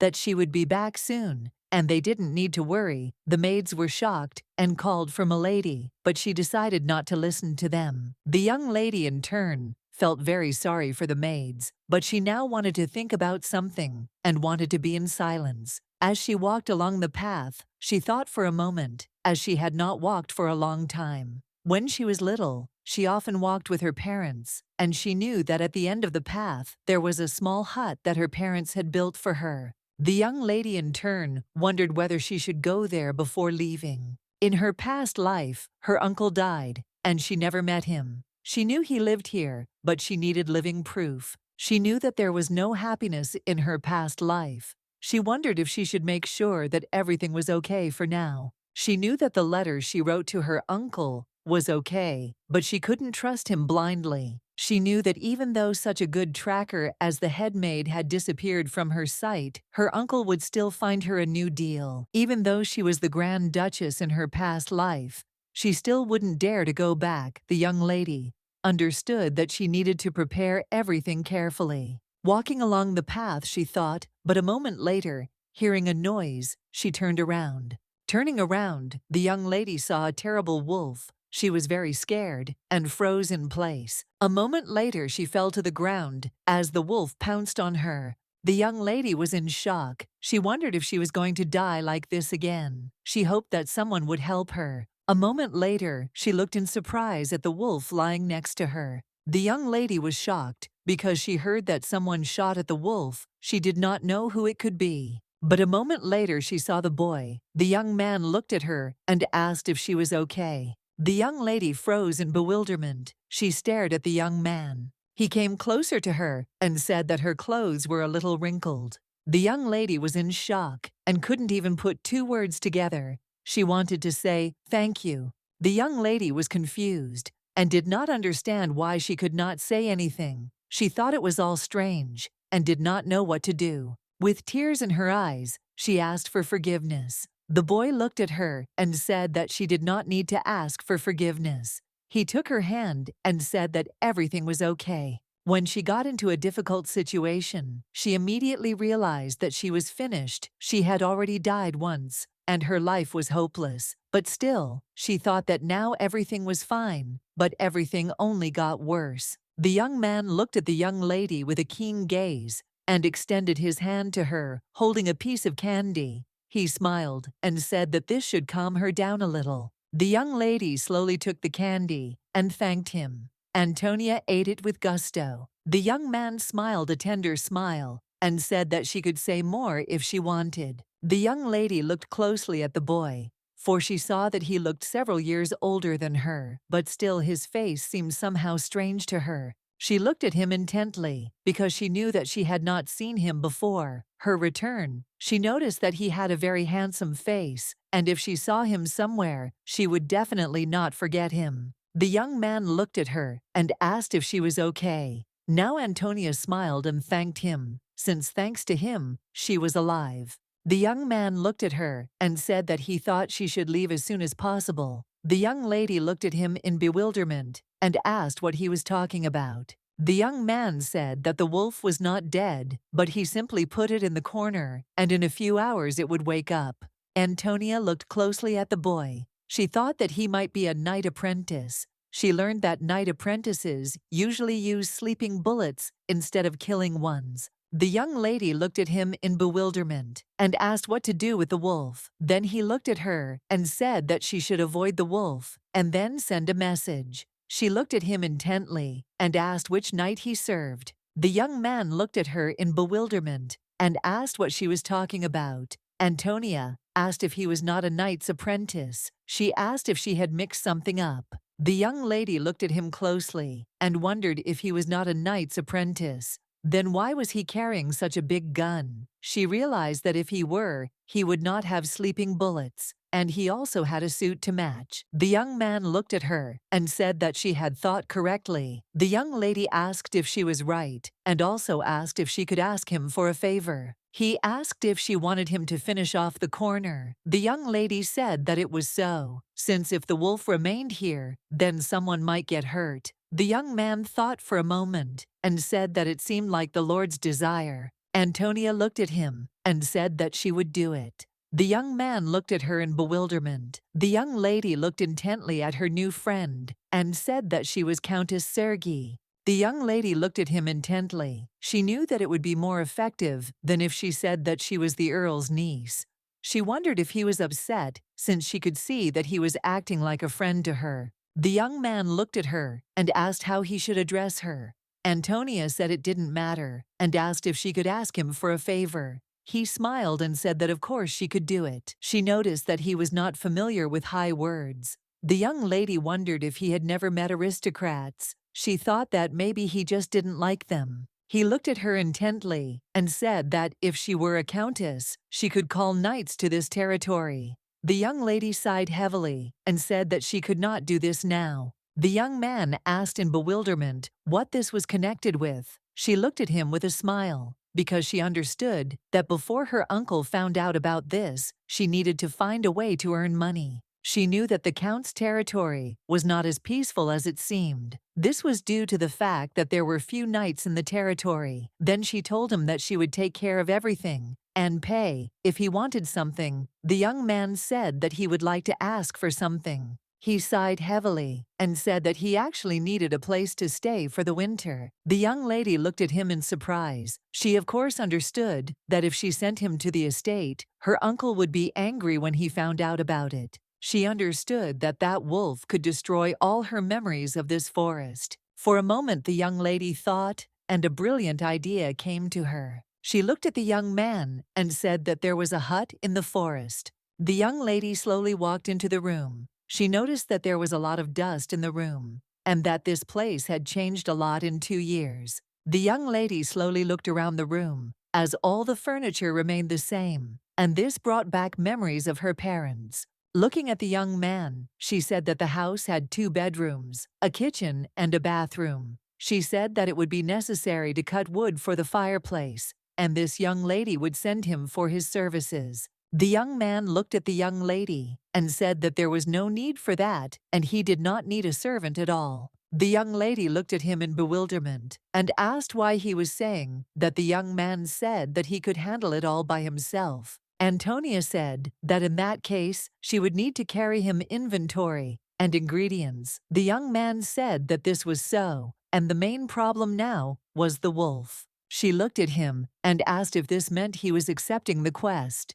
He looked at her and timidly said that it was so. The young lady looked at the young man closely and said with a smile that he could make himself at home. She asked if a reward of 1 gold piece would do. She understood that it was normal, since they would only see each other in the winter, and it would be nice if she had friends her own age. The young man said that he would better prepare this place for habitation. She looked at him and asked in surprise if she understood correctly that he said that he would stay here for the winter. Antonia said there were several things a knight could do in the county. She said that if 1 gold piece was enough, the servant would pay for her. The young man smiled and said that that would be enough, and also said that he understood everything. The young lady thought for a moment, for it seemed to her as if she had seen his face before. He looked at her in surprise and asked if she really wanted to say something. The young lady was taken aback and asked his name, since he had not said anything earlier. The young man looked at her in surprise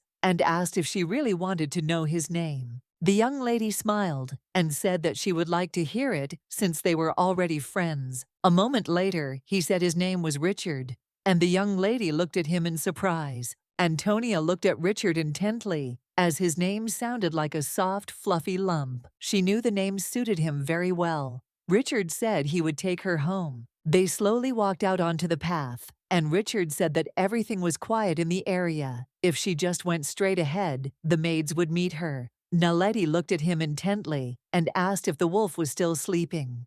He said that it was. A moment later they met the maids. The maids were surprised and about the task, but looked at their mistress and asked if she had fallen. They were very worried and wanted to know if she was okay and if she was hurt anywhere. The young lady smiled and said that she was okay and they didn't need to worry. She smiled and said that she had just fallen while playing with her new friend, and her clothes had just gotten a little dirty, but she was not hurt. The maids looked at their mistress with puzzlement and worry. They wanted to object, but the young lady smiled a soft smile and said that she was fine. Antonia looked at Richard and told him he could go, and thanked him for seeing her off. Richard looked at the young lady with a smile and said with a smile that they would see each other again. For some time the young lady stared at the young man. The maid looked at her mistress and said that they needed to get back to the estate. Quickly, the young lady agreed with her. The maid said that she needed to examine her mistress's wound, but Antonia said that she was fine. Martina looked at the young lady with surprise and confusion and asked if the wolf had really almost harmed her. The young lady looked at Martina and said that she was just a little scratched and that she was okay. She thought that she shouldn't have told anyone about it though, as everyone was so worried about her. The maids looked at their mistress with excitement and said that she was a friend to them, and she said that she almost fell. The young lady was a little puzzled, as she would have liked to get away from this conversation, but the talk about knights and the hut gave her away. Martina walked up to the young lady and hugged her tightly. She was very worried about the lady. Martina sighed heavily and told the young lady that it seemed her father had blessed her. She said that if the young lady had died, she would have died with her. Antonia was shocked by this reaction. She gently patted Martina on the back and said that she was okay. Martina looked at the young lady with tears in her eyes and said that from now on, she must tell her everything. She also said that the young lady must take her maids with her wherever she goes. The young lady in turn reassured her and agreed with her. Martina said that for this reason she asked to leave some knights in the estate. She also said that she asked for forgiveness since she did not even ask her consent to embrace. The young lady looked at her in surprise and said that there was no need for that, as she had often hugged her before when she was younger. Martina looked at the lady in surprise and asked if she really remembered everything. She also asked what sensations the young lady experienced when she was hugged. Antonia smiled and said that she liked it when Martina hugged her. Polly looked at the lady and asked what about her. Polly smiled and said that she also wanted to hug her sister. Martina was furious and said that this was complete rudeness. The maid was shocked. She screamed that she also wanted hugs. The young lady looked at them with a smile and said that she did not mind, as they were family to her. The maid ran up to her mistress with a smile on her face, as she wanted to hug her. Polly said to the young lady with a smile that sometimes she thought the young lady smelled like a sun person. Lorena stood quietly to the side and watched everything that was happening. But a moment later, the young lady came up to her and hugged her with a smile. The maid was surprised. Antonia said with a smile that if she didn't like it, she could stop. The maid smiled tenderly and said that it was not that simple. She felt a little awkward. Lorena knew that Polly was right, and their mistress smelled like sunshine. The wolf looked at the man and growled menacingly, but at the same time the weapon was pointed at him. Richard stared at the predator, and a moment later, a shot rang out. Richard glanced sideways at Debbie and said that they should return. The knight obeyed the Grand Duke's order. Martina was shocked because she understood that this simply could not be, that the living space had not been cleaned for 2 years. She knew that in order to survive the winter, everything had to be arranged. She understood that, of course, the people who had saved her young mistress were now living there, but they had to take care of themselves too. Martina was very pleased. As her young lady said she had made a good friend, she understood that she simply could not allow her friend to live in a dirty hut. Some time later, they came to the hut. and Martina knocked on the door. She said that they came from Count Sergei. The knight opened the door and greeted them with a smile and invited them to come inside. Martina was shocked and couldn't believe how this was possible. She couldn't understand how they could clean everything up. In just one day, she noticed that there were even animal skins on the ground. She thought that they had actually lived here for the past few years. Martina looked at the knight and introduced herself. She said that she served the count. She smiled and told the knight that he could call her by her name or whatever he liked. Debbie looked at her and also introduced himself with a smile on his face. In turn, Martina asked with a smile if he had saved her girl. Martina said that she didn't even know how to thank him for saving her. The knight looked at her and said that it was not he who saved Milady. Martina looked at him in bewilderment and asked what he was talking about. A moment later, Richard came down to them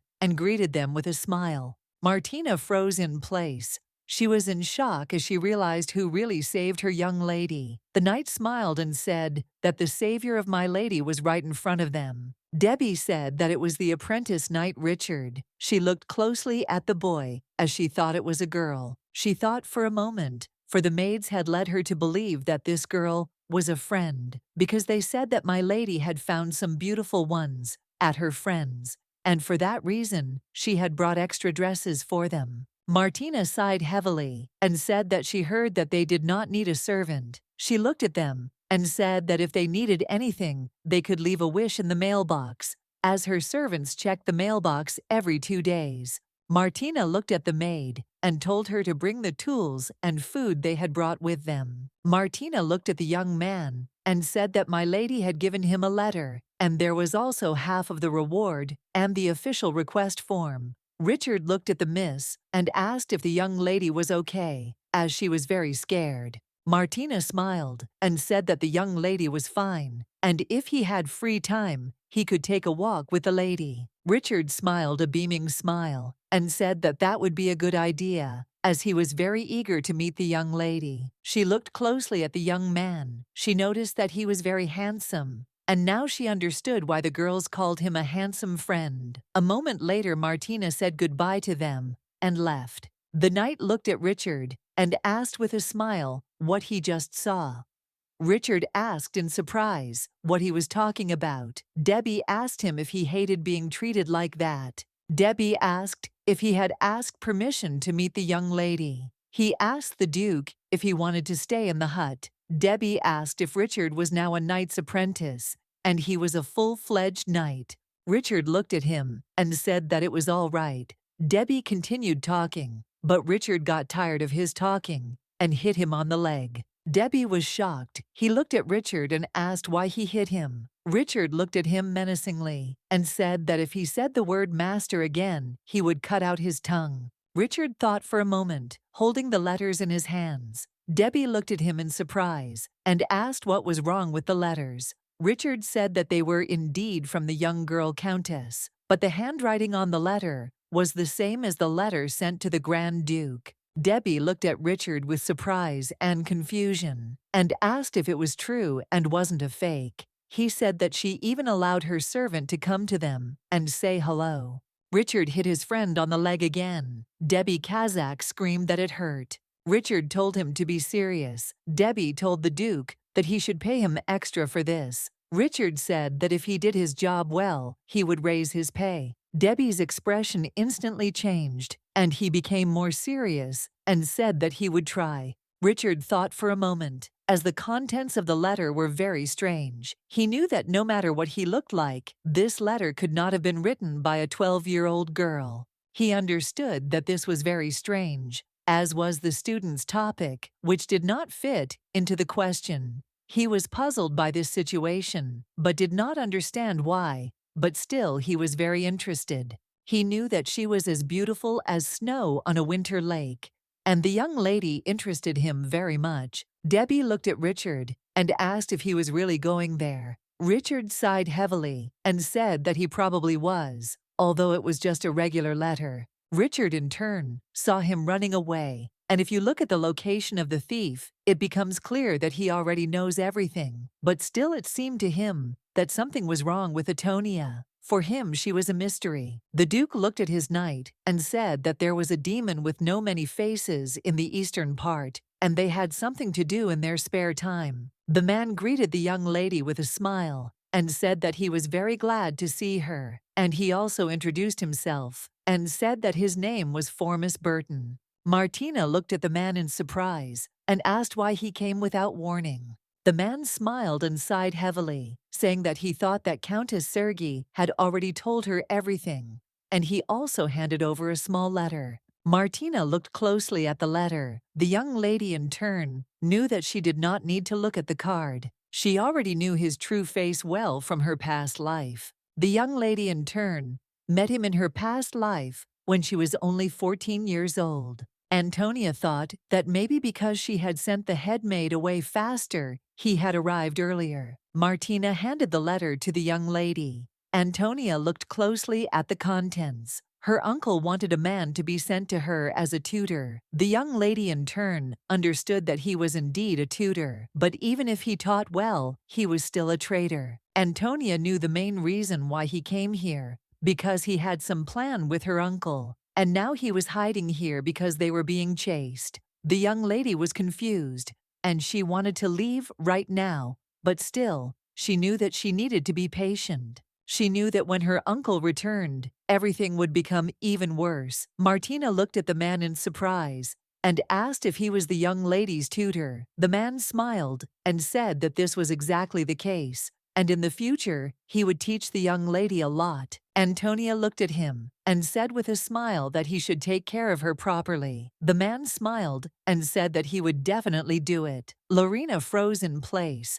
When she saw the man, she was trembling with fear. The young lady thought for a moment, as she had barely managed to escape from classes since the first day, but she was glad that Martina had reacted quickly. The young lady thought that even if he was a good tutor, he must be good at his job, and in truth, all his activities would only help some swindler, although she had seen many of them in her life. She knew that the fact that he had come early was a sign that she was doing just fine for now. The lady sighed heavily, as she felt very sorry that nothing could be done about it. Lorena looked at her mistress and called her with a trembling voice. The young lady looked at the maid in bewilderment. She saw that something was bothering her. Antonia came closer to the maid and asked what was wrong. The young maid was trembling and had tears in her eyes. She did not know how to start the conversation. The maid asked her mistress if she could not just throw Mr. Burton out. The young lady looked at the maid in bewilderment. She came closer to her and asked what happened and why she was so upset. The maid was trembling and crying. She could not utter a word. Antonia told the maid to calm down a little and tell everything that was connected with Mr. The maid was trembling and crying. She said that she did not want to lose my lady at all. The young lady looked at her in bewilderment and asked what she was talking about. Antonia asked the maid why she was afraid of losing her. Lorena was shaking and saying that Mr. had treated her sister badly. She said that he had killed her sister. The young lady stood there in bewilderment. She looked intently at the maid, who was crying. Antonia looked intently at the maid and asked what she was talking about and how exactly he killed her sister. Lorena said that she did not want to lose her mistress at all, just like she did not want to lose her sister. The young lady came closer to the maid and asked her to calm down a little and speak more slowly. She said that she would certainly listen to her story. The maid looked at her mistress with a keen gaze. She was glad that she wanted to listen to her. After some time, the maid began to tell her story. Lorena said that 6 years ago, Mr. Burton helped the church workers in their village and sometimes taught children arithmetic and the alphabet. The young lady looked at her in bewilderment and asked if he was a teacher. The maid said that this was exactly how it was, since the children were from poor families and could not afford teachers, so her parents sent her and her sister to him. They all trusted Mr. Burton because he worked for free and taught children. He said that people from the church helped him when he was young. The young lady thought for a moment, as she understood that he had been much kinder before than he was now in the Earl's estate. But she understood that he could not do such a thing without a reason. The maid said that in the mountains behind their village there was a small waterfall. It was small, and there were rumors that there could be dangerous animals there. The maid sighed heavily and said that fortunately, these rumors remained just rumors. Also near the waterfall, there were edible fruits and flowers, and parents often allowed their children to play there. All the villagers knew about that place, but they did not know that magic crystals grew inside the waterfall. The maid said that Mr. Burton grew up in their village. Only later did he find out that there were magic crystals there. Lorena looked at her friends with tears in her eyes and said that Mr. Burton needed a girl who could collect these crystals. The young lady looked at the maid in bewilderment and asked if it was really her sister. The maid sighed heavily and said that it was true. She said that her younger brother had fallen ill at the time, and Mr. Burton had lured his sister by telling her that he would give her medicine that could cure her brother.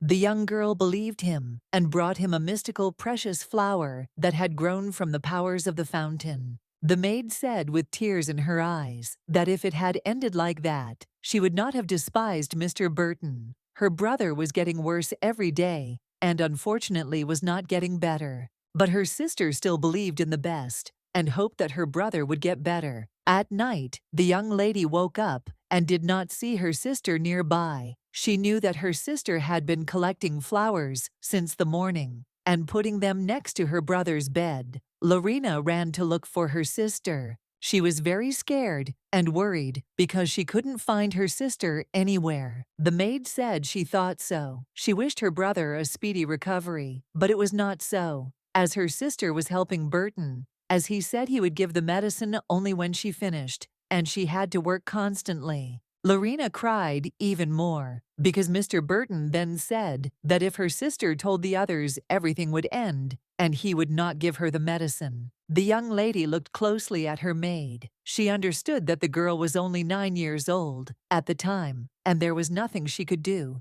Lorena remembered how sister said that she was completely satisfied with the job, but their brother continued to cry every day, and she in turn could do nothing but watch. She said that every morning she went to the hill and watched her sister work at the waterfall. But after a couple of days, a monster suddenly appeared. She saw him then from the hill, but she still clearly remembers the black silhouette. The man angrily pushed the girl away and ran away in a hurry. The maid was furious because she saw her sister fall and the terrible monster towering over her. He abandoned her sister and ran away alone. The young ladies looked at their friend intently, and in surprise they were shocked by this story. The maid said that as soon as she saw this, she immediately ran to her sister. She said that she would save her sister even at the cost of her own life. Lorena sighed heavily and said that unfortunately she was too slow. She said that there was no trace left of the man, and all that was left of her sister was blood and a ribbon. She was shaking and crying, as it was hard for her to remember that time. But she still continued her story. She said that she came back in tears and told everything to her parents and the villagers. But by then the man had already left the village. Then she went to the church to talk. The young lady in turn knew that the church could not help but know about this incident. The young lady in turn thought that it could be possible that the man was giving away part of the crystal in the church. Of course, she knew that the church considered magic crystals blasphemous, but in turn they were expensive.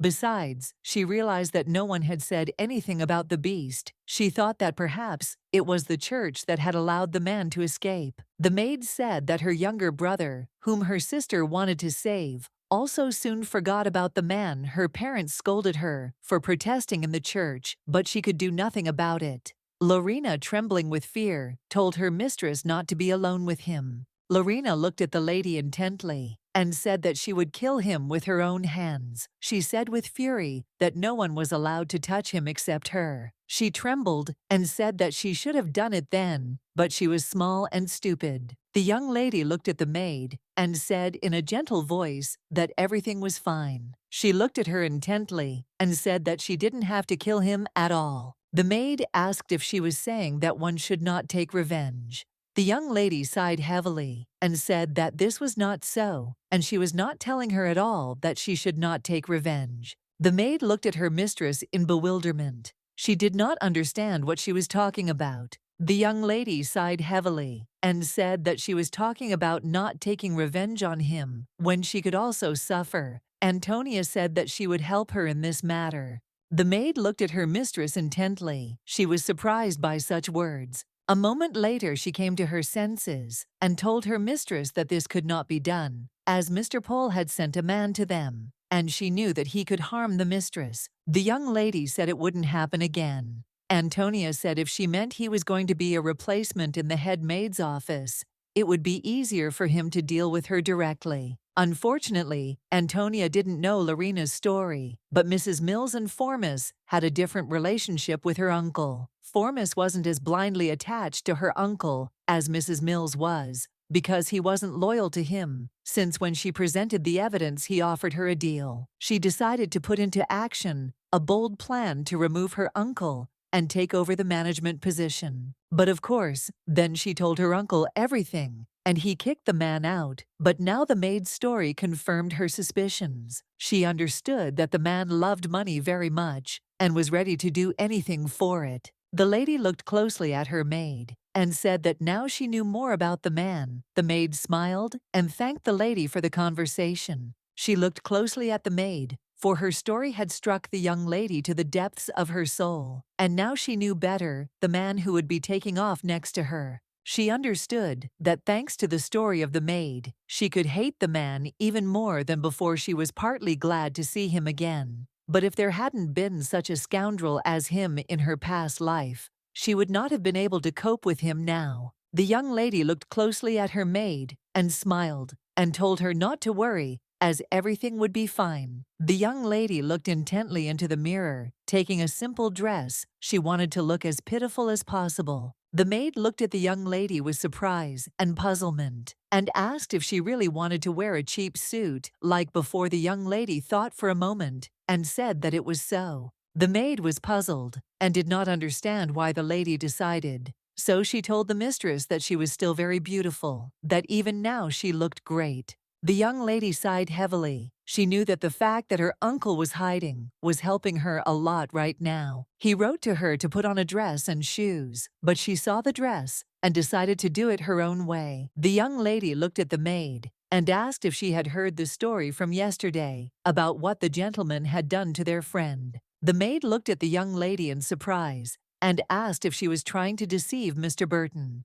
The young lady said that she was, and she would pretend to listen to him. She said that she would tell her uncle everything, but she must be careful on the first day. The maid sighed heavily and agreed with her mistress. The young lady, in turn, knew that she really liked to dress in ordinary clothes. She knew that she had to throw out a good bait first, so that the man who loved money so much would shake her uncle's hand. She wanted to force him to seduce the Count's young and defenseless niece, and to put pressure on him. The young lady looked at the maid and told her to wait a little. The maid looked at her mistress with puzzlement and said that she would wait, but also asked her to be careful. The young lady greeted her teacher with a smile and said that she was very glad to see him. The man smiled and told her to come in, but he called her darling.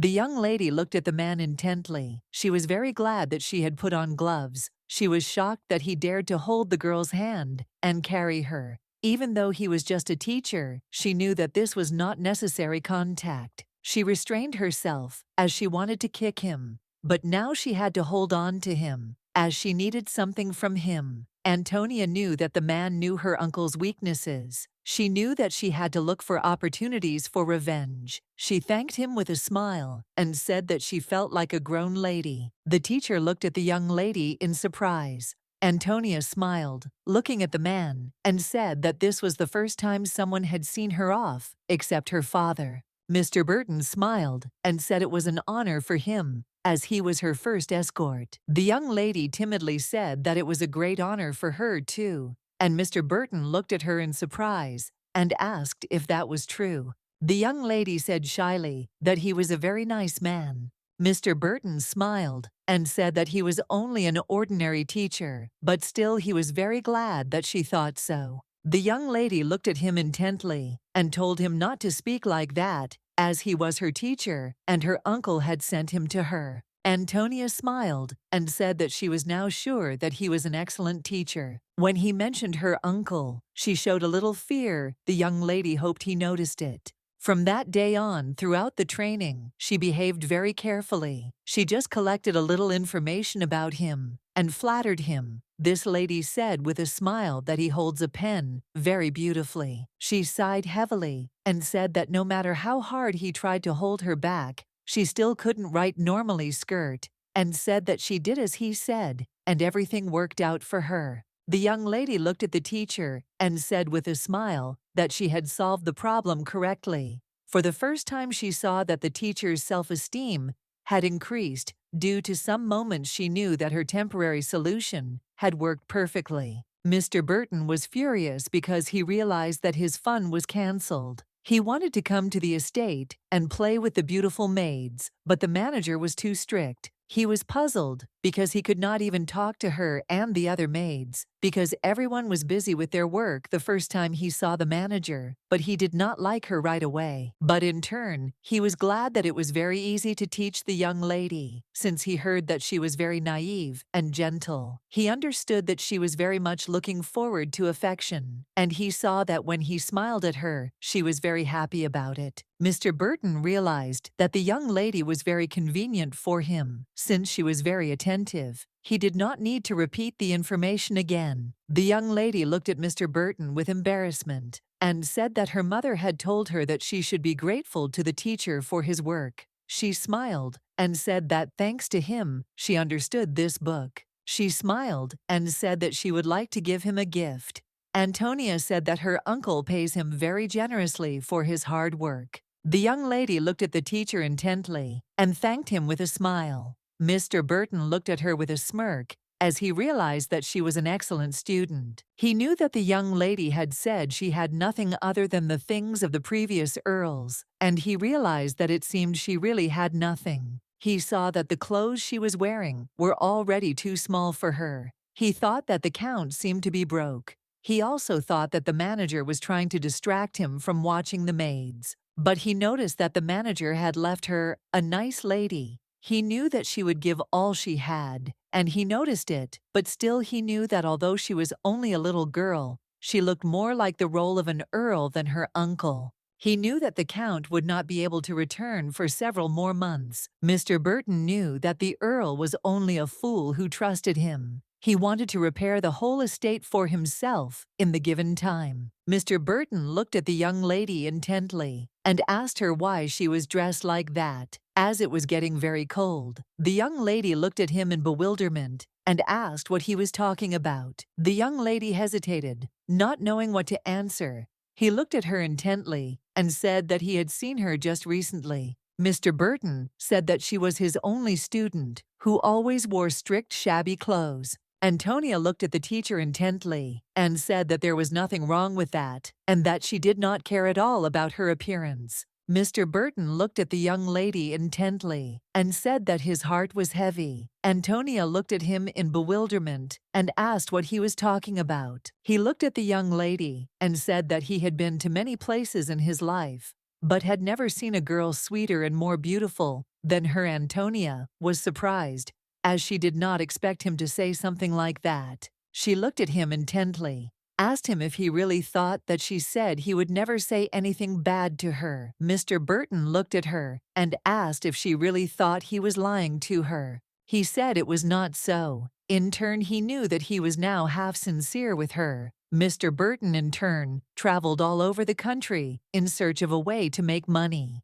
He was sure that the young lady would be welcome everywhere. Now he saw that just one look from her made him look back at her again and again. He saw that although the young lady wore cheap shoes and shabby clothes that were more suitable for a servant, nothing could mar her beauty. Mr. Burton, in turn, recently remarked that the young lady was incredibly modest. Mr. Burton looked at the young lady intently and with a smile told her to look at the catalogue of things. He with a smile told her to look at the beautiful figures and also asked if she would like to wear something like that. The young lady looked at the teacher intently. She did not know what to answer. Mr. Burton knew that the young lady had probably never seen anything so beautiful and luxurious in her life. He knew that the young lady lived in a place that was quite far from the capital. The young lady hesitated and said that the outfits from the catalog were very beautiful. Burton smiled and asked if she would like this outfit for herself. Antonia looked at the teacher in surprise and timidly said that she would be happy. But unfortunately, her uncle said that she should not stand out at all, as it would only disgrace her. The man thought for a moment, because he thought that this was a very interesting train of thought. He realized that he could definitely handle her, and it didn't matter to him whether she was rich or poor now. He knew that he had never been in poverty, since he always had clients in the form of children from different villages, and he knew that in this he was very different from her uncle. Mr. Burton knew that her uncle could not handle an adult, but he only dealt with children. Unfortunately, in his past, there was one girl who died due to an unfortunate coincidence. Then magic crystals were quite cheap. Mr. Burton, in turn, was very sorry since he had to give more than half of his earned money to the church so that they would remain silent. He came closer to the young lady and with a smile said that a couple of dresses would be enough for her. The young lady looked at him in surprise. He smiled and asked if she wanted them. She hesitated and said that unfortunately, her uncle would not allow her to buy the outfits. Mr. Burton looked at the young lady intently and asked why she didn't ask him. Antonia looked at him in bewilderment and asked what he was talking about.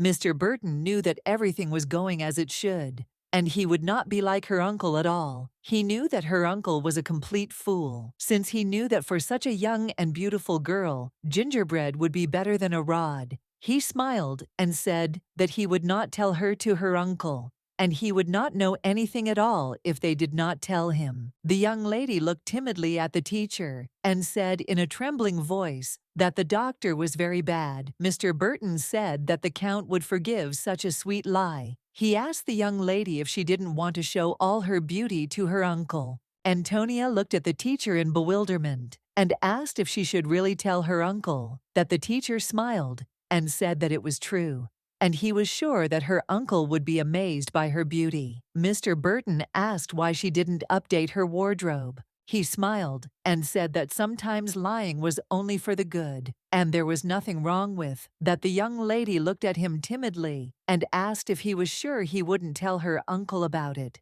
He smiled and said that it was so, and asked if she believed him. He asked if he looked like a bad person. The young lady was taken aback and said that this was not so at all, and he was very kind to her. Mr. Burton smiled as he looked at the young lady and said that she should trust him about this reason, and he would never deceive her. Antonia looked at him intently, but did not answer. But a moment later she said that they could call Madame from the dressing room. Mr. Burton said that it was a very good idea, as he also wanted to take something for himself. The young lady timidly said that in that case she would help him out with a present. Mr. Burton looked at the young lady intently. As expected, she was very eager for affection. He realized that she did not know people who were kind to her. He was glad, as he knew that a bonus was waiting for him, and he would have a new suit. The young lady sighed heavily and said that she was afraid now she would wear hats. The maid looked at her mistress in bewilderment and asked what she was talking about. The young lady plopped down on the sofa and sighed heavily, as she knew that 10 days of school had already passed, but school was harder than she thought. The young lady, in turn, did not think that she would have enough patience, since every time he touched her hand or stroked it with her, she really wanted to remove his hand. She realized that her plans could easily fall apart.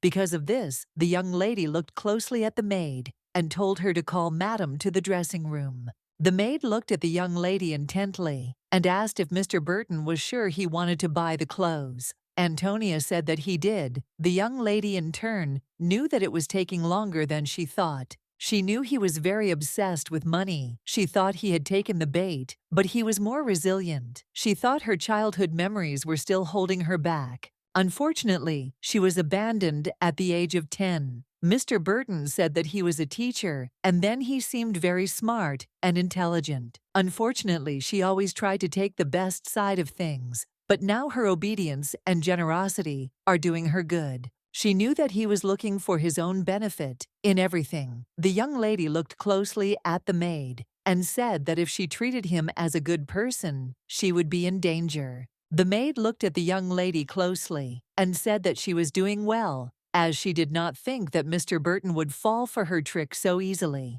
The young lady in turn knew that if she had not had the experience from her past life, she would not have succeeded. She knew that if he had not suggested that she betray her uncle, nothing would have come of it. Now Mr. Burton had never been faithful to her uncle, but she was sure that he would try to convince him otherwise. The young lady said that she very much hoped that Madam had done well. The maid looked at the young lady intently and asked if she could trust her. Antonia looked at the maids intently, but said nothing. Madam looked at the young lady and said with a smile that she was responsible for her words, and for this reason she could safely turn to her for help. Madam said that the young lady could completely trust their dressing room. The young lady knew that Madam had not said these words without reason. She knew that the rumors Madam had spread about the head maid had benefited her. She knew that it was very good to have a trusted person, especially when he was outside the estate.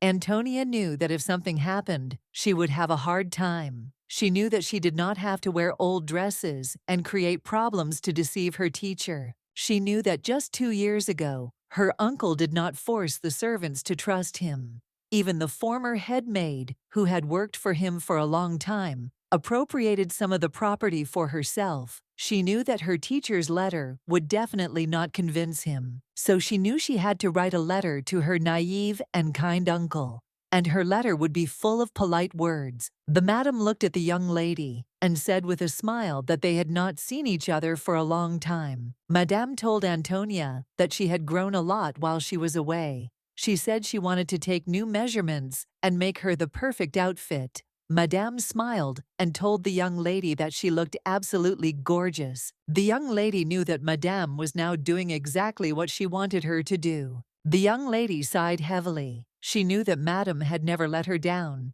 and hoped that this would continue in the future. Antonia thanked Madame with a smile for coming to her. Mr. Burton looked at Madame and introduced himself with a smile and asked Madame if she was the one responsible for Antonia's outfits. He looked at the lady with a grin and said that he was responsible for the young lady's upbringing. He said they needed dresses worthy of her greatness. Mr. Burton said Madam that he had great confidence in her and her skill. The madam looked closely at the teacher and wondered if he really wanted to show off his skills in front of the young lady. The madam looked at him with a smile and said that of course the young lady would wear her outfits and she would try to make them perfect. She looked at the teacher and asked if he could help her. Mr. Burton looked at the young lady intently and said with a grin that of course he would help, as he had promised to pick out a beautiful outfit for her. The young lady looked at the teacher intently and said with a smile that I trust only him. Mr. Burton looked at her in surprise, but in turn he was glad that she trusted him so much. Mr. Burton looked at Madame with a puzzled expression and asked if she did not vouch for the lady. He said that the young lady was not interested in fashion. The young lady looked at the teacher in surprise and timidly said that maybe the outfit just didn't suit her. The teacher looked at the young lady closely and said that everything was fine and she didn't need to blame herself at all. Mr. Burton looked at the young lady and said with a smile that he was her teacher and would certainly help her. Antonia looked at Mr. Burton closely, as he looked like he had it all figured out. After looking through a couple of magazines, she knew he only knew about lies and deception. She wondered if she should tell him he was a real charlatan. Mr. Burton pointed to one of the options and said that he would like to change the style a little, and also asked if he remembered correctly that this outfit was popular in the capital. The young lady in turn knew that it went out of fashion 2 months ago, but she wanted to see the reaction. Madam. The young lady saw that Madame always smiled, even after such meaningless remarks. Madame said that it seemed that Milady's teacher had a different point of view, but she would make a dress that would suit Milady. Mr. Burton looked at Madame and said that if she felt he had been rude to her, he begged her forgiveness for it. He said he only wanted the best for the young lady. She looked at him sharply and said she agreed entirely and asked if he could step out for a moment. Madame said that the young lady had grown a little and needed to have new measurements taken. Mr. Burton was surprised and looked timidly at the young lady. Mr. Burton, in turn, expected an answer from Antonia, but she remained silent. Antonia looked intently at her teacher, who had earlier said that he would buy her a new dress. It was a crazy idea on his part. She knew that she had to return the favor. Antonia looked at Madame and said that she wanted to give the teacher a gift for his loyalty. She looked at the teacher and asked if he minded, who said that she doubted that she had as good taste as he did, but also pointed to one design and said that she really liked it. Mr. Burton looked at her closely with a smirk on his face, as he expected her to give him a bigger gift, but he also noticed that the outfits were very expensive. He looked at the young lady with a grin and said that he was very glad that she thought of him that way and cared about him. So the outfits were not bad, and Reuben was a little out of place, but that was okay. The young lady timidly asked for forgiveness. The teacher smiled and told the young lady that everything was fine and she had nothing to worry about. He also chose the most expensive suit for her. The young lady, in turn, knew that he had chosen an outfit for her that had long since gone out of fashion. But knowing this, Madame did everything perfectly. Madame looked at the teacher and said with a smile that he might like other items from the catalog, and they could look at something better. Mr. Burton looked timidly at the young lady and said that in that case she should call him if she needed anything. Madame looked closely at the teacher and said with a smile that everything was as he said. The young lady sighed heavily and said that she was very sorry. Madame smiled and said that in some ways he was right. Madame said that high-grade rubies were still a bad choice. Madame smiled looking at the young lady and said with a smile that she had grown a lot.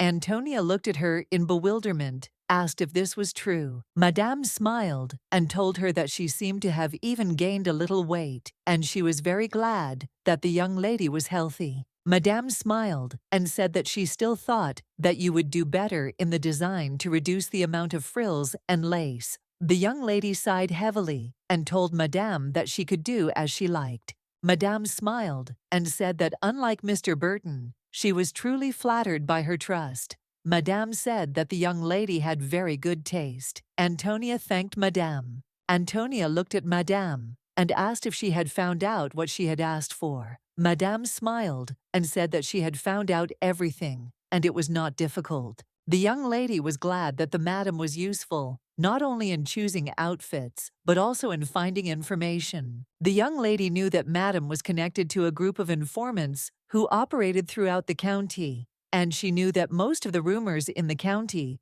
were born in Madam's language. Antonia assumed that Madame was not just connected to the group of informants, but had a direct relationship with them. Antonia understood that in order for her maid to take revenge, she needed to find out everything about her uncle, so she had to be careful in communicating with the informant. The young lady said with a smile that she was very glad, as she thought she had already reached a dead end. The madam said that the informant conceals his name in case of danger, and he easily changes his appearance. Madame said that it was not difficult for the informant to understand what was happening, but it would be better for her to know all the details. Madame handed her the documents. The young lady thanked Madame. Madame smiled and said that she was completely at her service, and that this was nothing compared to the grace of the Countess. The young lady looked at Madame in bewilderment, as she did not understand what she was talking about. She said that 10 years ago, when she was younger, her family was starving and on the run, so they turned to the Countess. The young lady looked at Madame in surprise and asked if this was true. Antonia was surprised because every time she met Madame, she saw her bright and majestic, and she thought Madame was always like this. Madame smiled and said that everything was exactly like that, and the Countess liked her sewing skills, and she helped her a lot. Madame said that if it were not for the Countess, she would never have been able to sew dresses even in her dreams, since she simply did not have the means to do so. The madam smiled at the young lady and said that if there was anything she needed, she would be happy to help her. Madame looked closely at the young lady and said with a smile that the countess had a daughter, so she was obliged to make a beauty out of her. The young lady in turn thanked Madame with a smile. Madame smiled and said that she was grateful to her and to do everything possible that was in her power. Antonia looked closely at Madame, and after Madame's words, her heart felt warmer. Antonia was surprised. She didn't even know that her mother had left her such a legacy of trust from those around her. The young lady looked closely at the document. She had a detailed plan of Formice's plans. She understood that the case with Lorena had much more details. She knew she had two places that would help her with Formice. The first was the Viscount's church. The second was the Countess's house. Nearby, she knew that both places held a great grudge against Formice. She knew that he had stolen many old books and other things, and then sold them. He had deceived the Countess's son, the only heir of the family. She knew that he had stolen one of the family heirlooms, and it was the soul stone. During the theft, the heir tried to interfere, but in the process of defense, he received paralysis of the legs. She knew that both places would help her, but she also knew that this would be just a formal punishment. Antonia didn't think this would make her maid feel any better. She knew that her servant's younger sister had died because of Formice. She knew that if he couldn't ask for help, couldn't beg, couldn't even run away, then perhaps he would feel the full force of hopelessness. The young lady looked at her maid intently and told her to read the document. The maid looked at the young lady in surprise after reading the document and asked if this was really what was waiting for Mr. Burton. The young maid was shocked. She looked at her mistress and asked if the master was really going to die like this. She was trembling with fear. The young lady looked at her intently and said that she had to finish everything else first, and she took her hand tenderly. The maid looked closely at the young lady and thanked her with tears in her eyes. Antonia smiled, looking at her friend, and said with a smile that everything was fine. Mr. Burton looked at the glass of drink and said that he didn't need to drink it, but needed to sell it. A moment later, he turned his gaze to the bottles of alcohol and said that he could have a little drink, as there were a lot of them. He had already started to count his profits after he was able to sell alcohol. He looked at the bottle with a smile and said that he should still drink some expensive whiskey. He said with a smile that he was worthy of drinking such alcohol. He said that one would not be enough, since he still had many expensive things. He knew that the basement of his estate was filled with all sorts of different types of alcohol, and that this would help him earn a lot of money. He said with a satisfied grin that he still needed to relax a little. He knew that even if he drank all the alcohol, the young lady would still tell him that he looked good. He remembered how she looked at him sheepishly and thanked him for choosing the outfit. He thought that it seemed like she didn't even know why she got such a simple gift. He knew that she had always lived a simple life, but he was furious and did not understand why her uncle was taking it out on her. He understood that the young lady was not joking with him.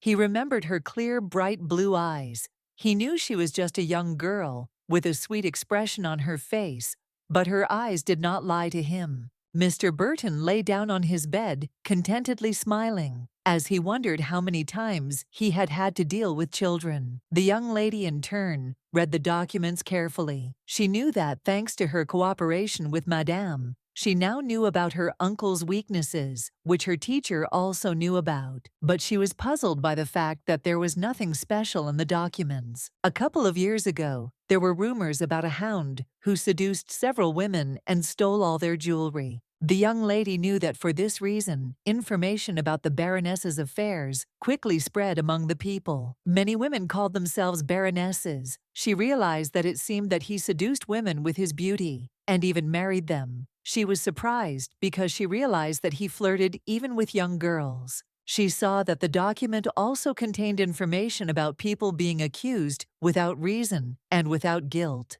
The young lady, in turn, still wanted to keep the documents, as she thought that someday they would be useful to her. The maid entered the young lady's room and said with a smile that her carriage was ready. Antonia looked sideways at the maid and asked what about the teacher. Polly looked at the young lady and said that the teacher was simply asking questions, namely, what kind of carriage would be used. how many horses would be harnessed, and whether there were enough cushions in the carriage. The maid sighed heavily and said that it was not so easy to serve such curious aristocrats. The young lady, in turn, sighed heavily, as she knew that the teacher had given her cheap clothes, and she was very disappointed in him. After meeting Madame, the teacher became more picky towards her. He said that he did not have a single jacket that would match the cufflinks she gave him. The young lady, in turn, knew that he had deceived her and made her buy him very expensive things. The young lady looked at him intently and said that she could buy him another gift. She said he was a very wonderful man and would certainly look splendid in any clothes. Antonia said that he had a reddish silk hat in his things, but it was not at all suitable for a gentleman like him. The teacher cleared his throat and said that this was of course so, since he was the Count's teacher, and he had to dress decently.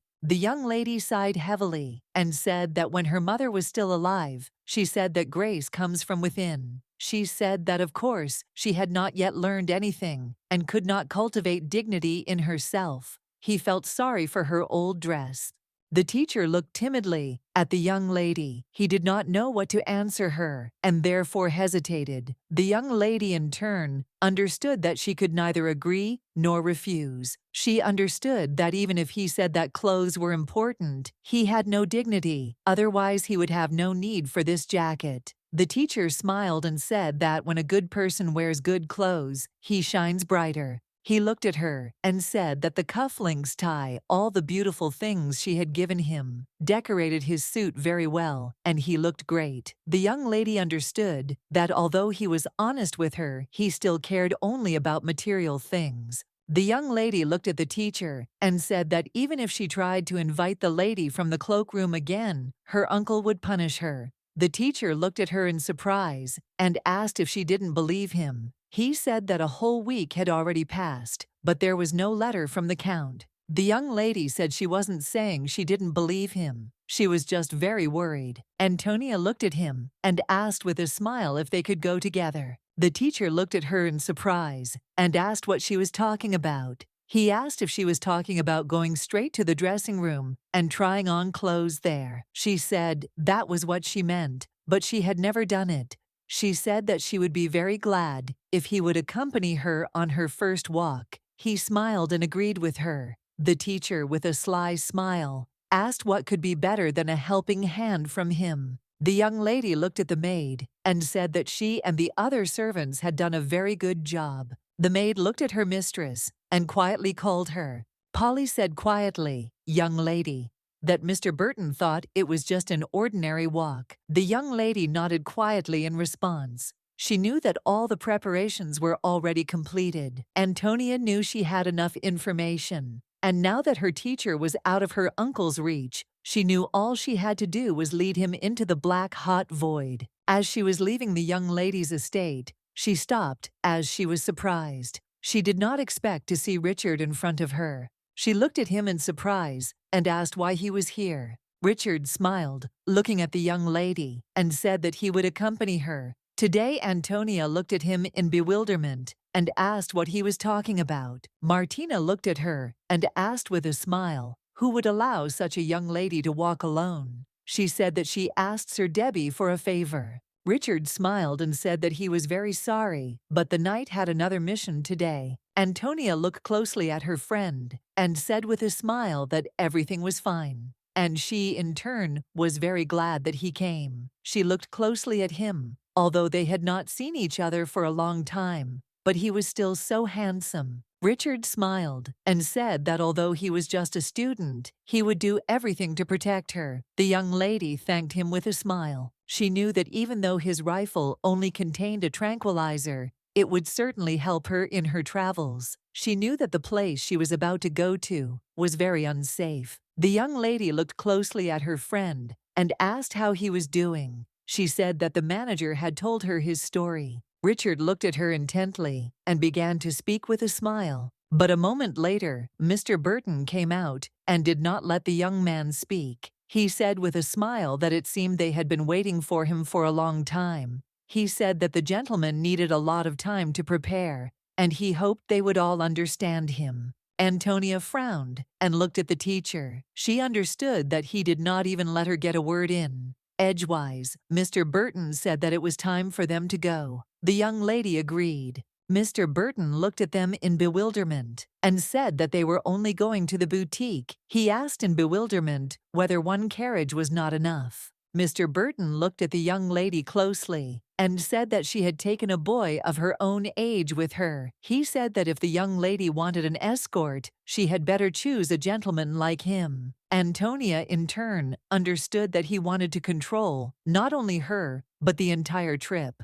She knew that in a past life, he even proposed to her to marry him. The young lady looked at the teacher intently and asked for forgiveness.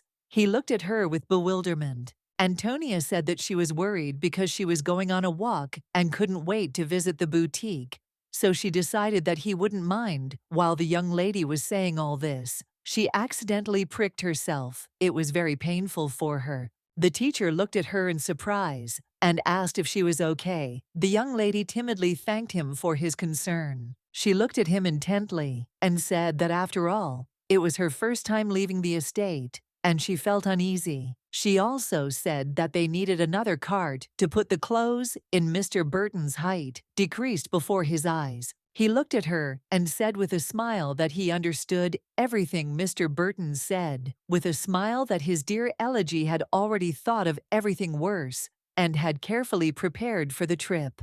Antonia looked at him intently, as she expected such a reaction. She saw right through him. She knew that if she insisted on Richard being her chaperone, he would not allow it to happen. But still, she knew that the teacher was right, as it was too much preparation for one simple trip. Antonia, in turn, did not want her maid to be near the teacher, and for the past few weeks, she had been trying to arrange everything so that the teacher and her maid would not cross paths. She knew there was a good chance he could recognize her. She didn't know the full story of her maid, but she could just pretend to be stupid. She knew today was a very important day, and she couldn't just let him escape. In the middle of their conversation, the carriage shook violently, and they heard a noise. Mr. Burton was shocked and did not understand what happened. The man driving the carriage said in a puzzled tone that there were robbers ahead, and Mr. Burton was shocked and did not understand if this was true. The young lady screamed to her teacher that she was very scared,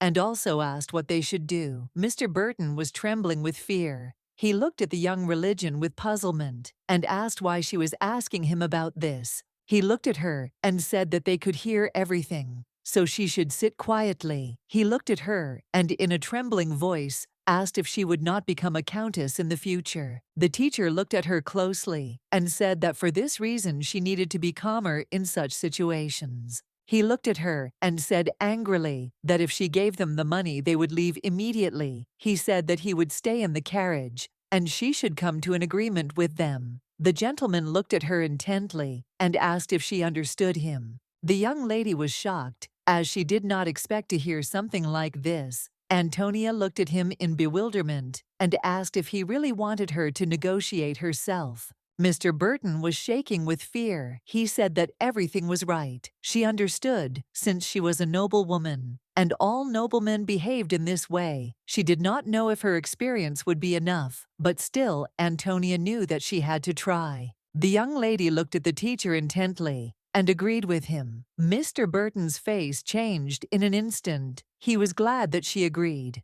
and with a smile said that it was very good. A moment later, the young lady opened the carriage door with lightning speed, ready to negotiate. She turned around and looked at the teacher intently. She said that she had always been a good listener and that she was simply an excellent student. A moment later, she screamed in rage. Very loudly, she asked her teacher if he was going to sacrifice her and run away alone. Mr. Burton was shocked. He looked at the young lady intently and asked why she was doing this. A moment later, a young stranger entered the carriage. She looked intently at Mr. Burton and said with a smile that they had not seen each other for a long time. And she also called Mr. Burton sweet. Mr. Burton was in shock. He didn't understand why all this happened to him. He didn't understand how Tenon ended up in such a place. The leader of the guild and the Eastern assassins. The silent Tenon herself was in front of them. Mr. Burton was in shock as he knew that she had fallen in love with him a couple of months ago. He did not understand what she was doing in such a place. He was shaking with fear. She looked at him intently and said with a smile that he was now in a nice carriage, and also asked what he was carrying. He was very scared. He looked at her and asked what she wanted to do.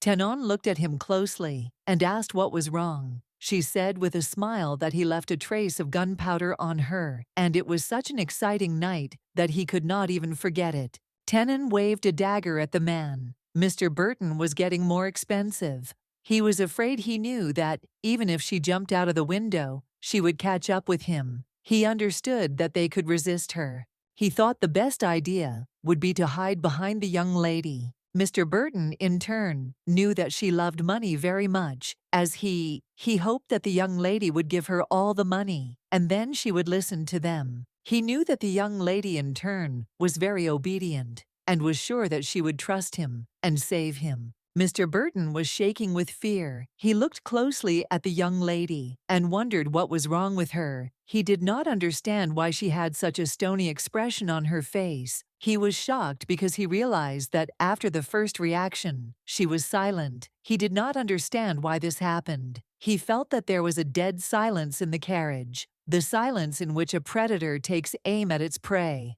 He knew that wherever she appeared, there was pitch silence, which is why she was called the Silent Tenon. Mr. Burton looked at the young lady closely and said that she should have spoken to the woman. He thought it was just a crazy situation and wondered if she was really that naive. Mr. Burton looked at her closely. He knew that her face was usually pale, but now it was not. Mr. Burton was trembling with fear and said that it was not he, and that he was simply helping the young lady and not deceiving her uncle at all. The young lady looked at her teacher intently and asked if he had not taught her to lie and deceive. The young lady, without taking her eyes off the teacher, said that it was he who taught her to cheat and lie when necessary. The teacher froze in place. He looked at her trembling with fear. He did not understand what she was talking about. He did not understand how she could speak about him like that. A moment later, Tenon threw the dagger at Mr. Burton, who froze a few centimeters from the teacher's face. Mr. Burton screamed in a way he had not expected.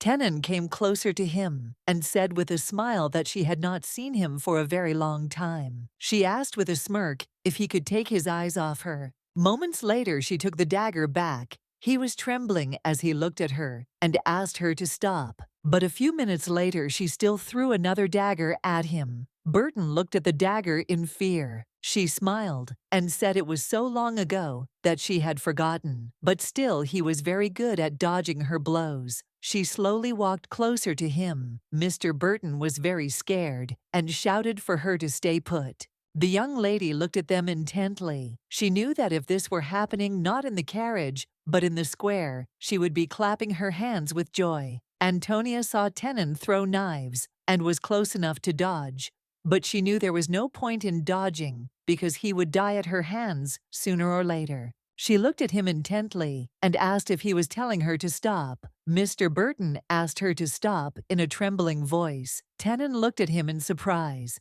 The young lady, in turn, watched them closely and noticed that her eyes were like sharp blades. She's seen a lot of bad guys before, but this is the first time she's seen a killer who's like a perfectly forged weapon. She looked at the young lady and asked if she had anything to say. Antonia, in turn, said that she had no desire to say anything. Tenon said with a smile that this was very good. She smiled and said that she wanted to create a monopoly, so she would not let her victim go. She flashed the dagger at Mr. Burton again. The man jumped back in a hurry. He was scared and covered in sweat. The young lady looked at her in confusion and asked what she was talking about. Tenon looked at the young lady intently and said that she was still too young to understand such things. Tenon looked at the young lady and asked if she really wanted to hand Mr. Burton over to her personally. Antonia sighed heavily and said that she did. Tenon came closer to him and asked how he was. Mr. Burton was trembling with fear. He begged her to stop and not harm him.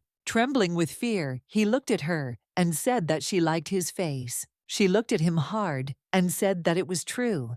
and she remembered that she had fallen for his face because of her utter stupidity. A moment later, she showed him her scar and asked if he could see it. The young lady froze in place. She stared at the deep and terrible wound. She knew that Mr. Burton had given her this wound with a bullet as he was trying to escape. She knew that in a way he had done a great job since he had faced the killer one-on-one, taken the money, and even managed to escape. She looked at him intently and said with a smirk that he never learns from his mistakes, and she was very disappointed in him. Tannen looked at him intently and said that she had already told him earlier that if he wanted to kill her, he should have done it right away. Trembling with fear, he said that he loved her. He said that he did this because he loved her. Tannen looked at the mister and said that she also loved him, so she would not kill him. Right away, she said that she would certainly let him breathe a little more. Mr. Burton was trembling with fear. A moment later, she raised the axe over his head.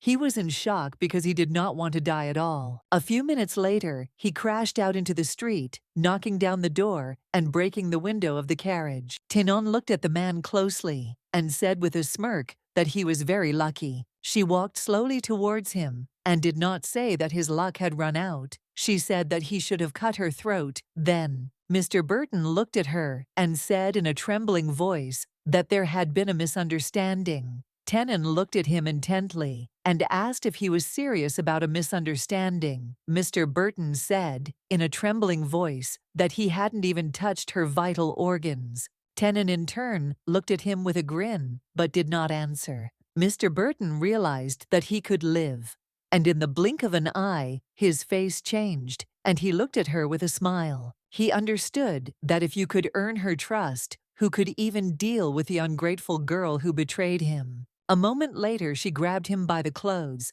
and pulled him towards her.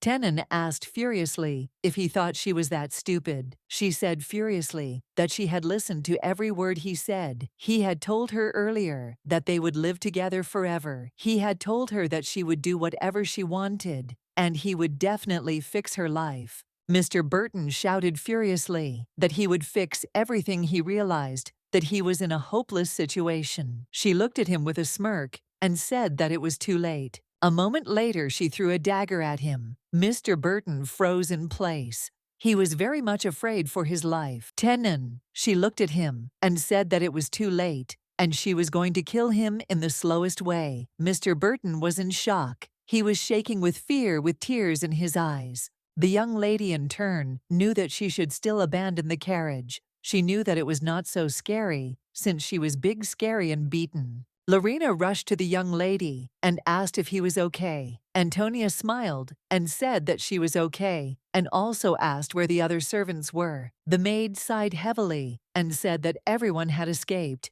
as she had expected. The young lady smiled and said that everything had turned out as she had thought.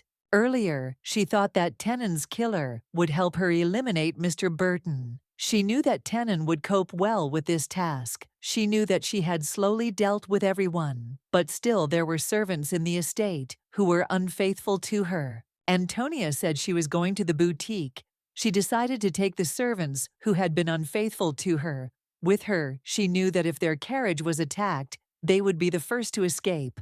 So she screamed. The young lady knew that everything went exactly according to her plan. She was very happy about it. Antonia looked at her maid intently and said that if she wanted to deal with the mister herself, she could go to him. Now, the maid sighed heavily and said that that was enough for her. She said she heard his trembling screams and agony, and that was more than enough for her. She said that was what she needed. Lorena looked at the young lady and said that she didn't want them both to suffer because of someone like him. Antonia looked at her maid and said with a smile that it was a very good idea. Antonia knew that no matter what kind of revenge motivates a person, it takes great determination to kill other people. She knew that this situation would remain in her heart for the rest of her life. Anyway, the maid looked at her mistress intently and thanked her with a smile. Lorena told the young lady that it was time for them to leave. Antonia agreed with her.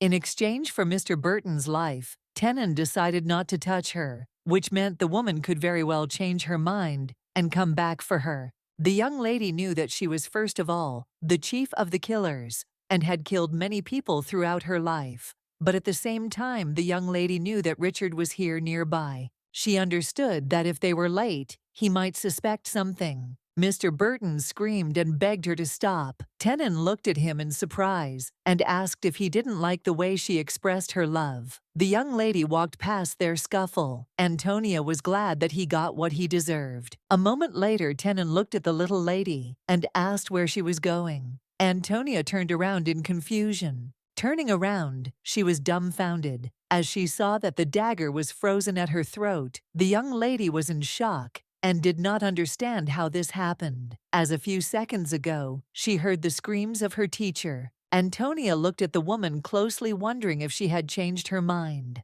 Antonia knew that the document given to the informant stated that she was very fond of expensive things. Tenon looked at the young lady with a smirk and asked if she really expected to get out of here alive and unharmed after seeing the killer's face. The maids looked at the young lady with fear and shouted at her. Tenon looked at the young lady with a smile and, asking for forgiveness, said that it was just her job. Antonia, in turn, did not answer. She understood that of course she could talk to the killer and say that everything was not like that at all. But she understood that the killer would not listen to her, no matter what she said. Antonia knew that for her, she was just a small aristocrat who owned a fortune. But of course, just in case she had prepared something that might interest her, Antonia would have liked to say something but did not have time. A moment later, she saw Richard on the roof of the carriage. Richard presented a gun and aimed it at Tenon. Barely containing his anger, he told her to remove her hands now. Tenon looked at Richard with a smirk and asked if he thought she couldn't dodge it. Richard looked at her intently and said that it was so. Tenon smiled and said that he was very self-confident. She looked at him and said that they could try and see who was right. She froze. Looking at Richard, she saw in his eyes the rage he was holding back. She wanted to tell him something, but he interrupted her. Before she could say a word, he told her furiously that she should just leave the young lady quietly, and then he would let her live. Tenon laughed as she looked at the young lady. A moment later, she said she agreed it was published. She sighed heavily and said that she was already removing her hands and also asked if he could lower the gun he was shining in front of her. Richard looked at her with fury and told her to move away from the young lady first, as he had to be sure that my lady was safe. She sighed heavily and said that they were little children and simply adorable. Tenon looked at the young lady closely and said that she was very funny, as she did not even blink an eye when a knife blade was held to her throat, and also a very funny young man who was threatening her fiercely. Richard looked at the young lady and told her to get into the carriage immediately. Antonia agreed with him. The young lady looked at the maid. Polly looked at her mistress and said that Richard had said he would guard them. Antonia sighed heavily and said that this was very good. She knew that just a short time ago, her completely calm heart now seemed as if it would jump out of her chest. She knew that she had to calm down quickly because she didn't want her maids to worry about her. She didn't want them to see that she was very scared. Tenon sighed heavily and said with a smile that she thought she would lose her ear. The man came closer to her and asked if she would order him to pursue them. She smiled and said that there was no need for that, since there would not be any bones left of them. The man looked at her in bewilderment and asked what she was talking about. She smiled, looking at the man, and told him that it would be better for him to burn the cart. He was surprised by such an order. She said that she needed to clean up properly. She sighed heavily and said that she had been doing this kind of thing for a long time, but she was still weak when it came to children. The man smiled and said that it was very surprising, since it was not at all her style. A moment later, they had all set fire to the carriage as well. Tenon stared at the burning carriage. Tenon thought for a moment, wondering if the young lady knew that the young man was much more dangerous than her. Then she felt that he could blow her head off. That moment, when he took aim, he planted a disgusting picture in her head. For a second, she even thought that she was already dead. She wondered who he really was.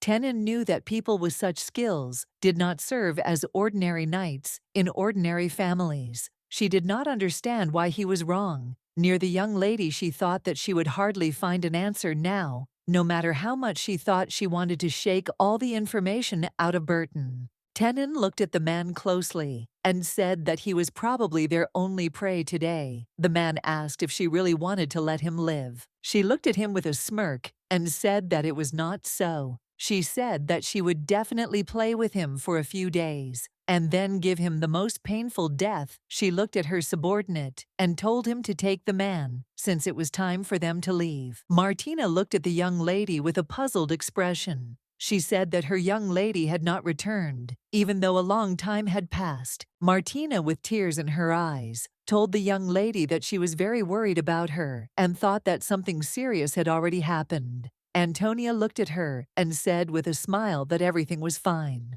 Martina sighed heavily and said that she should have gone with the young league after all. Martina looked back and did not see the rest of the servants. The young lady said that they had all run away. Martina was furious. She said that they were traitors. A few minutes later, Martina, smiling, hugged the young lady. She said that everything would be fine since they were doing a terrible job anyway, so it would be better to hire someone new. The young lady, in turn, knew that there really were few people left. She thought that she could call someone from those who were driven out of the estate in the past. She learned that they all left the estate, crying. The young lady looked at Martina intently and said that Richard had protected her. Martina sighed heavily and said that it was very good, and she was very happy. The young lady sheepishly agreed with her. She was glad to have such a friend next to her. A moment later, she turned around and saw Richard. She came closer to him and held out a small gift. He looked at her in surprise and asked if it was really for him. Antonia thanked him with a smile for today. Richard looked at the young lady intently, not taking his eyes off her, and for a moment, they stood silently looking at each other. He smiled and said, "I just did what I had to." Antonia said that this was not true, since he had saved her life after all. A moment later, Richard finally accepted her gift and thanked her. She looked at him intently and said that he could sell the gift to get money. If he needed it, he smiled and said that he would treasure the gift like the apple of his eye and would not let anyone take even Debbie's sulfur. She smiled and said that he would be able to show them off from a different angle. A little later, she said that she thought that, in about 3 years, such things would suit him quite well. Antonia thought that in about that period, he would already be about 18 years old. The young lady, in turn, knew that the jewelry would suit him in a few years. When he matured, she knew that then he would be a real knight. Although she knew that, given how he had already proven himself,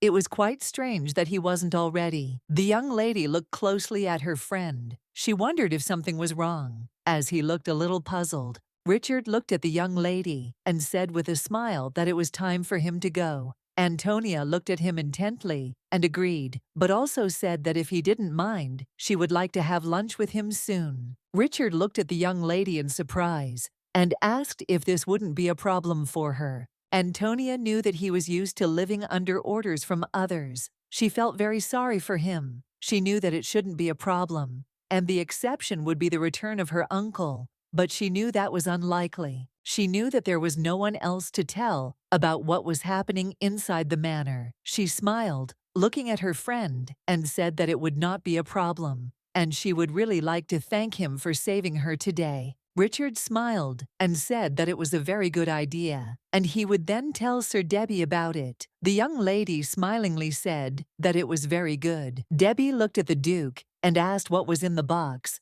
Richard told him not to touch anything. Debbie asked the Duke if he had really received a gift from the young lady. The young man quietly approached the box as he wanted to see what they had given him. But a moment later, Richard hit him on the arm. Debbie looked at the Duke in confusion and asked why he hit him. Richard looked at him angrily and told him not to touch anything. The young man said that he was very interested. He asked the Duke if this was not the first time he had received a gift from someone, and not just anyone, but from a girl. He sighed heavily and said that she was still just a girl. Debbie looked at the Duke with a smile and said that despite her age, she was still a lady. Richard knew this was true. Until today, he had always been wary of ridiculous rumors, and for this reason had refused any gifts or displays of concern from aristocrats. Richard looked at the young man and said that since he was so curious, he had better be on his guard. Debbie smiled and told the Duke that he knew perfectly well that he could only say something like that to him. Richard looked at him sharply and said that he was rescinding his decision to raise his salary. Debbie was stunned by such a statement. He looked intently at the Duke and began to beg him not to change his mind. Richard sighed heavily and said that now he would definitely change it. Debbie looked at the Duke and said that in that case, he would dance and go wild until he reversed his decision to cancel his salary increase. Richard was shocked. He wanted to throw him out right then and there. But unfortunately, the young man was very good at his job. Richard said that he did not accept the gift so that he could have a good time. Debbie looked at the Duke and asked if these weren't cufflinks and a tie clip. He asked if people didn't give these kinds of things as a sign of affection. Richard sighed heavily and said that this was the price for her life. The young man looked at the Duke in surprise and asked what he was talking about. He was shocked and told the Duke that he really hoped the young lady was not hurt. He shouted that he still had to go with him. He was shocked and asked what if they were attacked by mercenaries. Richard sighed heavily and said that things might have been different if he had gone there with them. Debbie was a little puzzled, as the Duke had said that everything would be fine. Debbie looked at the Duke with concern and asked what really happened. The Duke hit his friend on the head and told him to forget about everything, and that he should also get information about the Eastern Assassins Guild. Debbie was shocked. He looked at the Duke and asked if he was seriously going to continue to protect the young lady. Despite the huge risk, the list angrily told the young man to shut his mouth and do as he was told. Debbie said, puzzled, that if Lady Traddis found out about this, his head would roll off his shoulders. Richard sighed heavily and said that everything had to be done so that his sister would not find out about anything. The young man was shocked by such a statement. Richard entered the room and sighed heavily. As he had ordered the knight to do this deed, he was a little puzzled, as it was completely unlike him. But for some reason, he had this feeling that he just had to do it. It seemed to him that the young lady was in danger, and it seemed to him that she would simply be lost without him. After the young lady's teacher left the manor, she was constantly sick. The young lady sighed heavily, as she knew that Martina had been cooking for her with care, but she was still too weak. She was very worried about her future. She was puzzled because she did not think that it would be too hard for her. She knew that she needed to write the letter quickly. The maid looked at the young lady and said that it would be better for her to write the letter after she had rested a little. The young lady in turn knew that she had to hurry, as she had to make the first move before her uncle found out about everything. She knew that the servants who ran away as soon as the mercenaries appeared would definitely report everything to her uncle. She understood that if her uncle found out about everything from the servants, and with a great delay, he would be very angry. She knew that it was all because he considered the student of a loser charlatan more important than his conscience and help. She understood that she had to come up with some excuse for his return. Besides, she had already thought of what she would write in the letter. My lady began writing the letter with a kind greeting. She hoped he was doing well, and also apologized for not writing for several days. Antonia wrote that in fact, due to a serious illness, she was so weak that she could not even lift her hand. The maid looked intently at the young lady who was sitting and writing a letter. The young lady in turn wrote to her uncle that he must have been very worried and concerned about her. She knew she had to change the whole story to make it look like it wasn't her intention to call Madam and buy the teacher a present. She dripped a little water on the letter because she wanted him to see that she had been crying. The young lady in turn knew that her maids had already done everything to ensure that her uncle's puppets heard what she needed, and she wanted to describe the Tenon incident in such a way that her uncle would be angry exclusively at the mister. She knew that to do this, she would have to mix truth with lies, and describe everything in the smallest details. Antonia knew she had to figure out how she had survived and make him feel all the fear of a small child. The maid asked her mistress if she had really written to her uncle that he could return without haste. Antonia said that she did not write this, and there when will he return, and wrote that she is very much looking forward to his return. Lorena looked at the lady in surprise and asked what she was talking about. The maid asked her in confusion why she did that. The maid wondered if her uncle would not arrive sooner in this situation. The young lady sighed heavily and said that she did not think so, since everything would be the other way around. The maid looked at the young lady in bewilderment. She did not understand why she thought so. Antonia said that it was all because she wrote that due to strong emotions, she might again lose the power of speech if he did not return as soon as possible. The maid smiled, looking at the young lady, and said that she had a good idea. Lorena said that for a moment she was even scared, as she had misunderstood her mistress's plan. Antonia knew that of course this would not allay all his suspicions. She knew he was not only suspicious, but also incredibly greedy. She knew he was quite clever when it came to such things, although she hoped that these groundless worries were due to the fact that she was still very young. She in turn did not expect much from him, because this was the very person who was with her until she became an adult. The lady looked at the maid and said that it was necessary to send it as soon as possible. She handed her the letter. The maid smiled and told my lady not to worry. Antonia sighed heavily and lay down on the bed. She knew that the new year was coming soon. She thought her uncle would return around that time. She knew that in the new year, even the Duke would not be able to pay attention to this estate far from the capital because he was a member of the imperial family. She knew that in her past life, he had helped her, so she wrote to him. But unfortunately, there was no news from him. Yet she knew that even if he didn't care about her, he could still write to her about it. Antonia, in turn, felt too pathetic to dare send him another letter. She knew that nothing could be done, and she would no longer wait for help from others. She thought that perhaps it was her destiny to become strong without anyone's help.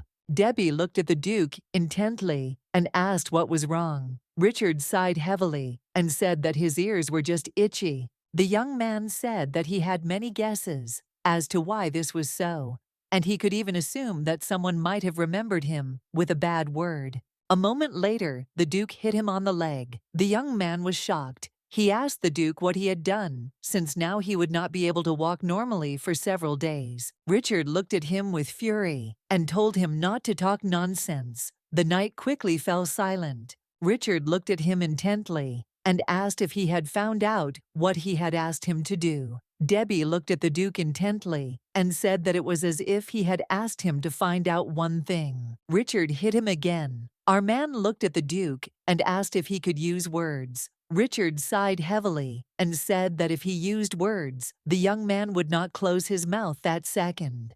Debbie shouted at the Duke that he could have just asked him again. Richard began to study the information, intently saw that the young man had structured all the information perfectly, and this irritated him greatly. He thought that most likely all the subordinates were like that. Richard said with a smile that it turned out that they still didn't need to worry about the guild. Debbie looked at the Duke and asked if he hadn't told him about this before Debbie told the Duke that he had used his ability after all. Richard thought for a moment, as he felt he had been wrong about her. He knew that the number of people she had failed to crack could be counted on the fingers of one hand. Richard knew they had probably been shaking down the informant for the last few days to get anything out of them, but he knew she hadn't been able to get any information on him or Antony. Richard thought that there must be two very interesting people in the East. Richard in turn knew that Tenon was an unremarkable person. However, Richard was really interested in this informant.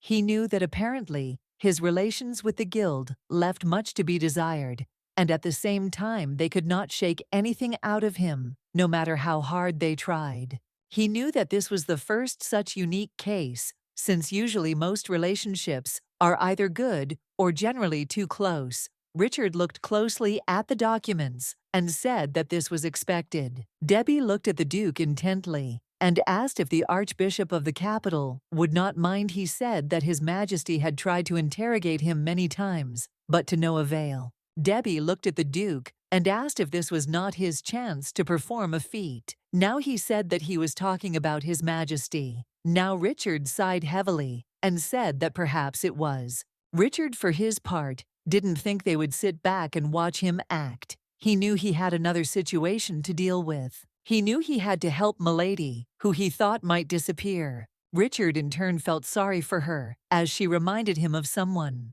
For this reason he decided to stay in a place that was not suitable for him. Debbie looked at the Duke intently and asked if he really wanted to do something right away. The Duke said that the new year was coming soon. Debbie looked at him in bewilderment. Richard said that a call-to-action letter would definitely arrive soon, and then he would take action. Richard Vuz, in turn, hoped that the young lady would be able to hold out until that time, since given the information he had looked through, he thought that the dirty deceiver would do something soon. The maids looked at their mistress and said with a smile that she was simply magnificent. Polly said to her mistress that all that was left was to tie a bow for her. Polly said with a smile that she felt like she was a lot more excited about having someone for the first time in a long time. The young lady in turn knew that the maids really had reason to be excited today. She knew that today was a special day after all. Polly looked at the young lady intently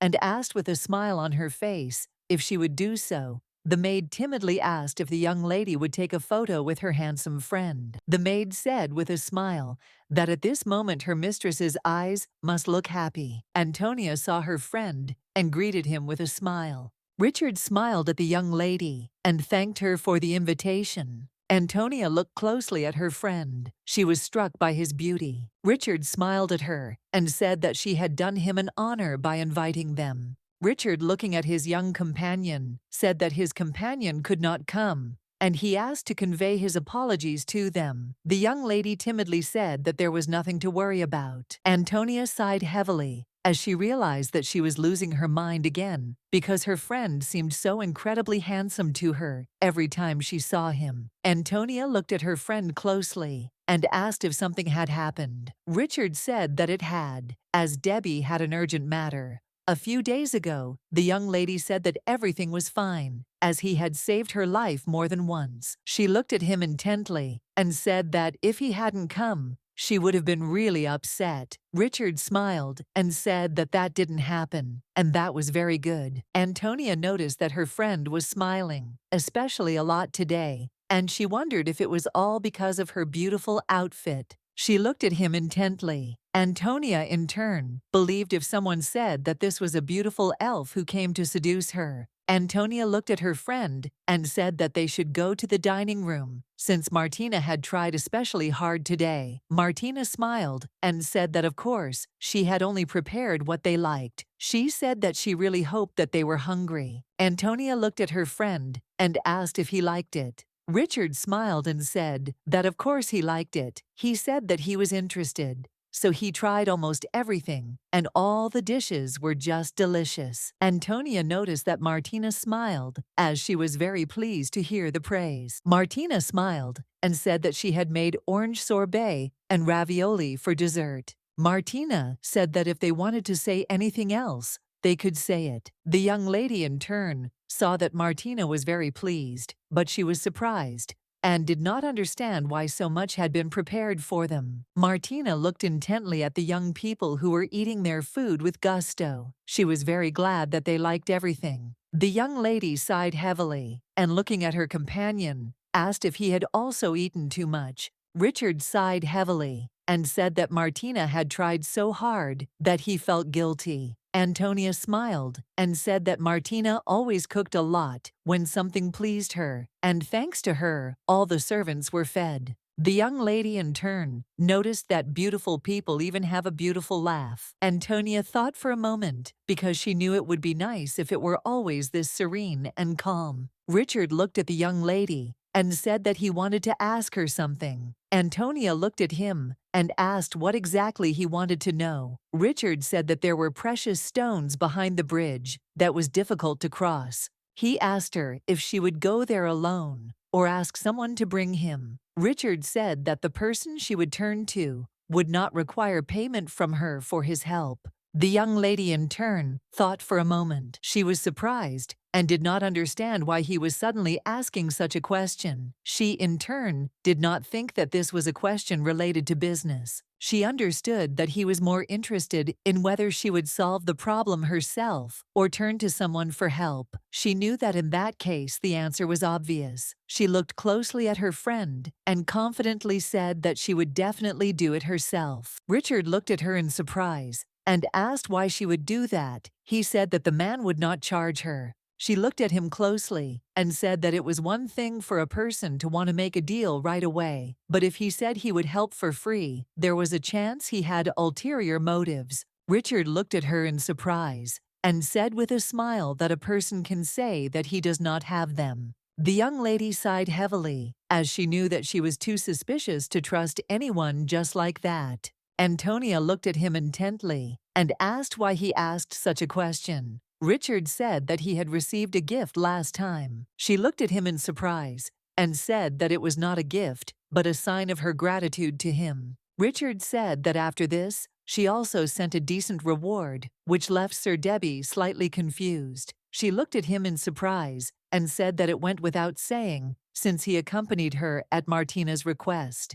Richard sighed heavily and said that it was still too much, since she said that it seemed like he had gotten too much for nothing. Richard said that Debbie said that it would be rude of him to return it all. The young lady looked at him in surprise and asked what he had told her. Richard smiled and said that it was almost New Year's, and he would be gone for a few weeks until the new year. The young lady looked at him in surprise and asked if he would really be gone for 3 whole weeks. Richard sighed heavily and said that he would. Richard said that his friend had finally received a long-term order, and so he had to go with him. He looked at the young lady closely and said that he would not be able to help if something happened. A moment later, she opened the box and saw a revolver. The young lady was surprised, as she did not expect to see such a thing. Antonia was surprised and about the task, but looked at her friend and said that unfortunately, she did not know how to handle a weapon. In her past life, she had taken part in hunting a couple of times, instead of her divorced lazy husband, and for this reason, she had learned the basics. She was a little puzzled, since she had read all the information from books, so she had never hit the mark. She knew that the bonus of that was the reproaches from her perpetually drunk husband, who knew little more about hunting than she did. Richard looked at her intently and said with a smile that he was going to give her a couple of lessons if she agreed. The young lady looked at him in surprise and asked if he would really help her. She was surprised that he would teach her himself. Richard looked at her in surprise and asked with a smile if she really thought he couldn't teach her. Antonia was taken aback and said that she simply didn't know anything at all, and she was very worried that it would be difficult for him to be with her. She wondered if seeing her awkwardly holding the revolver would cause a shadow of disappointment to cross his handsome face. Richard smiled and said that everything would be fine, since he had already trained a novice shooter before, so she didn't need to worry about such things. The young lady smiled, looked at her friend. She said that in that case, she would try her best and called him teacher. Richard looked at her in surprise at the fact that she called him teacher. The young lady looked at her friend and asked if he didn't like it when she called him, that he sighed heavily and said that he was just remembering his teacher and his heart was heavy. The young lady looked at her friend intently and said that he was still him. Richard sighed heavily and said that she could just call him by his first name. He smiled and said that then he too could call her not Milady, but Antonia. The young lady looked at her friend with confusion, wondering if he always smiled so much. She was sure that Richard was the type of person who always got what he wanted. After all, his charming smile on his handsome face will knock anyone off their feet. Sometime later, the young lady was training with the new gift. Richard smiled and said he thought she was already doing a great job. The young lady looked at her friend intently and said with a smile on her face that it was all thanks to him. Richard smiled and said that it was not so, as he thought she was very capable. Antonia looked closely at the weapon that was given to her. She had previously thought that she lacked talent in this matter, but it turned out that she just needed a good teacher. Antonia looked closely at her friend and asked if he was really leaving the day after tomorrow. Richard sighed heavily and said that that was indeed the case. Richard saw the sad face of the young lady. He smiled and said that she did not need to worry. He said that in a month at most, he would definitely return to her. The young lady looked at him intently and asked him sheepishly if it was true. He smiled and said that it was, and also said that if she wanted, he could swear to it. The young lady sighed heavily and said that it was not worth doing, as she did not want to burden him at all. Richard looked at her in surprise, as she did not finish her sentence. Antonia, in turn, was very embarrassed to say this phrase out loud. Richard looked at her and with a soft smile asked what was wrong. Antonia looked at her friend and said that her birthday was coming up. She said that next month on the 12th, she was having a party, and she just thought it would be great if he attended. The young lady was surprised. She did not understand why she was so embarrassed. She knew that if all her emotions were now read on her face, she would simply sink into the ground with shame. Richard thought for a moment. The young lady looked at him intently and, taken aback, said that he should not rush about it. She said that he had an important task, both for him and for his companion. The young lady said that whoever Martina might have told her earlier that they would have to travel quite a distance. The young lady, in turn, simply wanted to hide somewhere, as her face was burning with shame. She knew that she was not 12 years old, but she could not understand why she was so embarrassed because of a birthday that she had not celebrated for several decades. Richard looked intently at his companion and said that he would definitely return for her birthday. Antonia looked at him in surprise and asked if it was true. He smiled and said that there were attacks. Even if she had not invited him, he would have quietly crept in and secretly congratulated her. The young lady said that she would definitely invite him when he returned. Richard looked sadly at the young lady. She was surprised, did not understand why he was looking at her like that. She hoped that it still seemed to her that Richard knew something. Debbie looked at his master closely and said that it seemed that Milady had personally taken care of everything, since their horses were in their prime and their coats were very shiny. Debbie asked the Duke with a smile if he thought the servants here were more responsible in their work. He smiled and said that he would like to know the real reason. Richard sighed heavily, looking at his companion. He did not understand how much longer he could carry on with such nonsense. Debbie looked at the Duke intently and asked if the young lady was aware that the man who taught her shooting was the best marksman in the country. Richard sighed heavily and asked why she needed to know such information. Debbie looked at Richard and asked if when he was teaching him, he didn't express various thoughts that came to his mind. Richard looked at his knight with fury and asked if he thought it was normal that it took the knight a month to fire a revolver again. Debbie said, puzzled, that it was very difficult, since a sword can simply be drawn and swung, but with a weapon breathing and reloading are important. Richard did not understand why his companion was so popular in the capital, since he knew that all the girls there knew him. He wanted them to know the truth about him. Richard knew that this was only an outward calm and silence, his false image. He looked at the knight and told him to stop chatting, as it was time for him to go. Debbie looked at his master and asked if he really wanted to say that all the delayed work was his fault. Debbie asked because of whom they had to hurry. Now Richard shouted and said that for this reason, he said that they needed to hurry. Richard struck his companion's horse, causing it to rear up, and the young man was surprised and cried out in surprise. He saw his companion rushing off at full speed. Richard, in turn, was very glad that he could finally be in silence. He remembered how the young lady said that she would do everything herself, as she did not want anyone to help her just like that. Richard, for his part, knew he had done all he could, and now he could just hope that she could handle the rest on her own. Several days had passed since Richard's departure. The young lady's life continued. The maid looked at the young lady intently and said that Madame had come to alter some dresses. Antonia was surprised and asked why Madame had come so suddenly.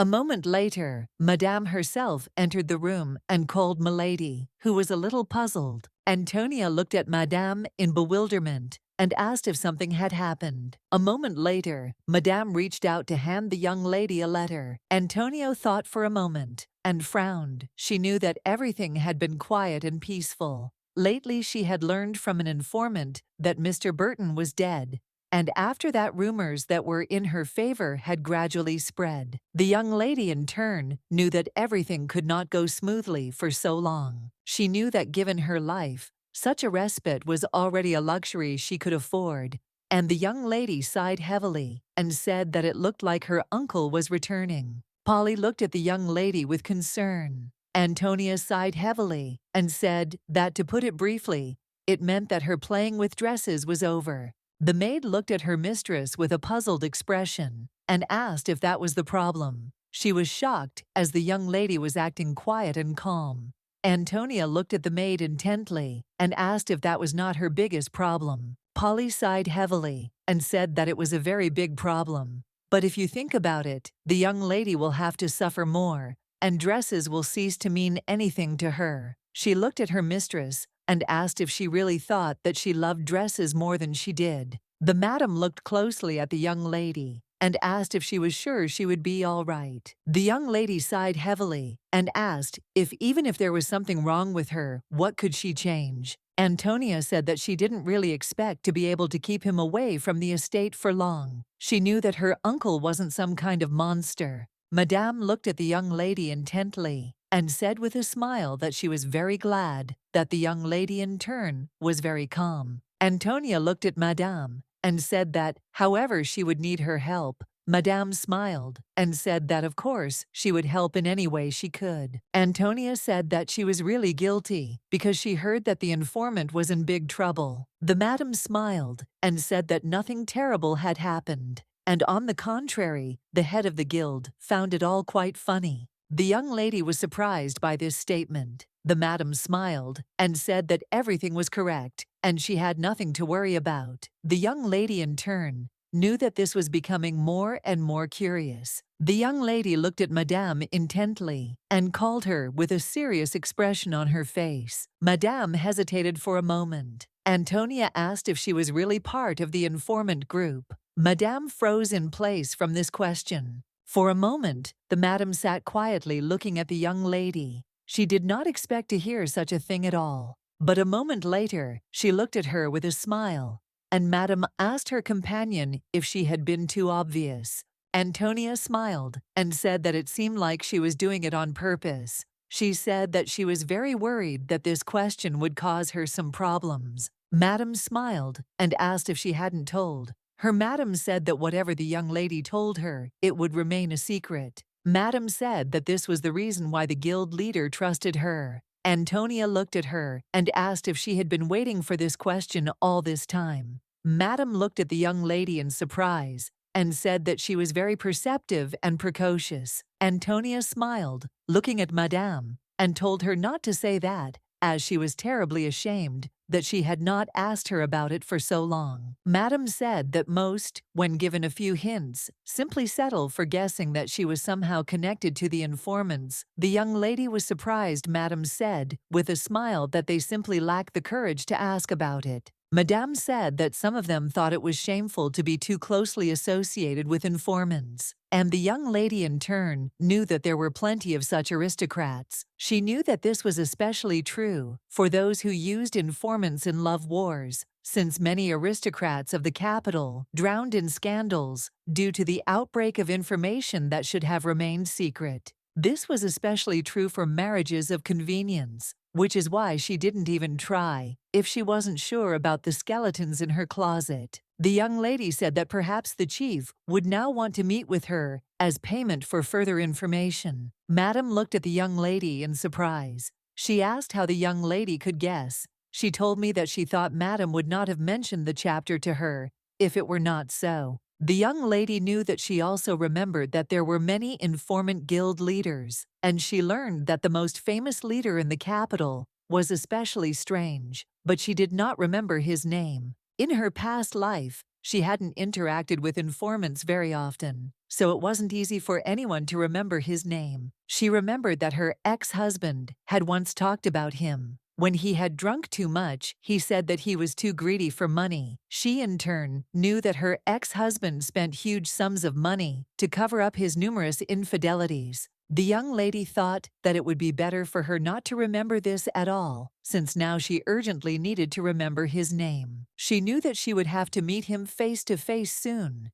Anyway, she looked at Madame intently and said that she agreed to meet him. The maid looked at her mistress in surprise and confusion and asked if she was serious about this. The young lady sighed heavily and said that she could only get information by meeting him. The maid was excited. One looked at the mistress and said that she didn't even know what kind of person he was. The young lady said that it was no big deal, because if he were really dangerous, Madame would not have offered her this meeting. The madam smiled and thanked the young lady for her trust. She said that since the young lady wanted it, she would arrange a meeting with the head as soon as possible. The young lady sighed heavily after leaving Madam. She knew that she still had many issues that needed to be resolved immediately. Antonia knew that in order to prepare for her uncle's arrival, she needed to settle many things. She knew that she would be able to make a more detailed plan after meeting with the guild leader. The young lady looked at the maid and told her to pass the martini, that her uncle would soon be returning to the estate. The maid looked at her mistress and said that she would do everything immediately. Antonia understood that the head was also a very busy man, so the meeting could take place after her uncle returned. The young lady thought so, but their meeting had taken place earlier. The man smiled and said that he was very glad to meet them. The lady, in turn, was very surprised, as she did not expect that they would meet so quickly. The man looked at her closely and said with a smile that he had heard that she was looking for quality jewelry. She saw that he had no intention of saying that he was the head of the Informants Guild in front of outsiders. The young lady looked at him intently, as he looked a little ridiculous. She thought he was quite awkward, as he was dressed in all the formal tones. This manner of speech posture and his whole behavior in general led her to think that he had to practice acting like this over the past couple of days. The young lady smelled the oil and was a little surprised because she felt that there was something in it. She realized that he tried to cover up this scent with the scent of perfume lust. Considering that he works with informants, all this can only be a trap.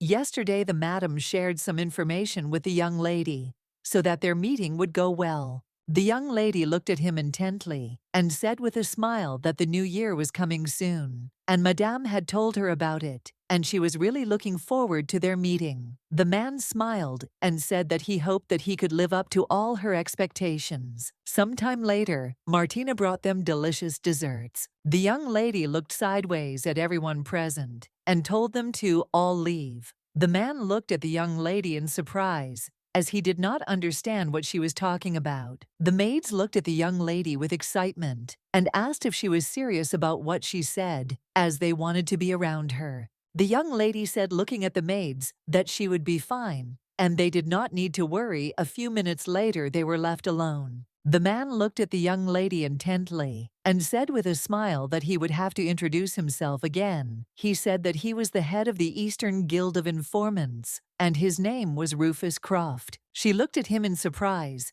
and asked if his name was Mr. Croft.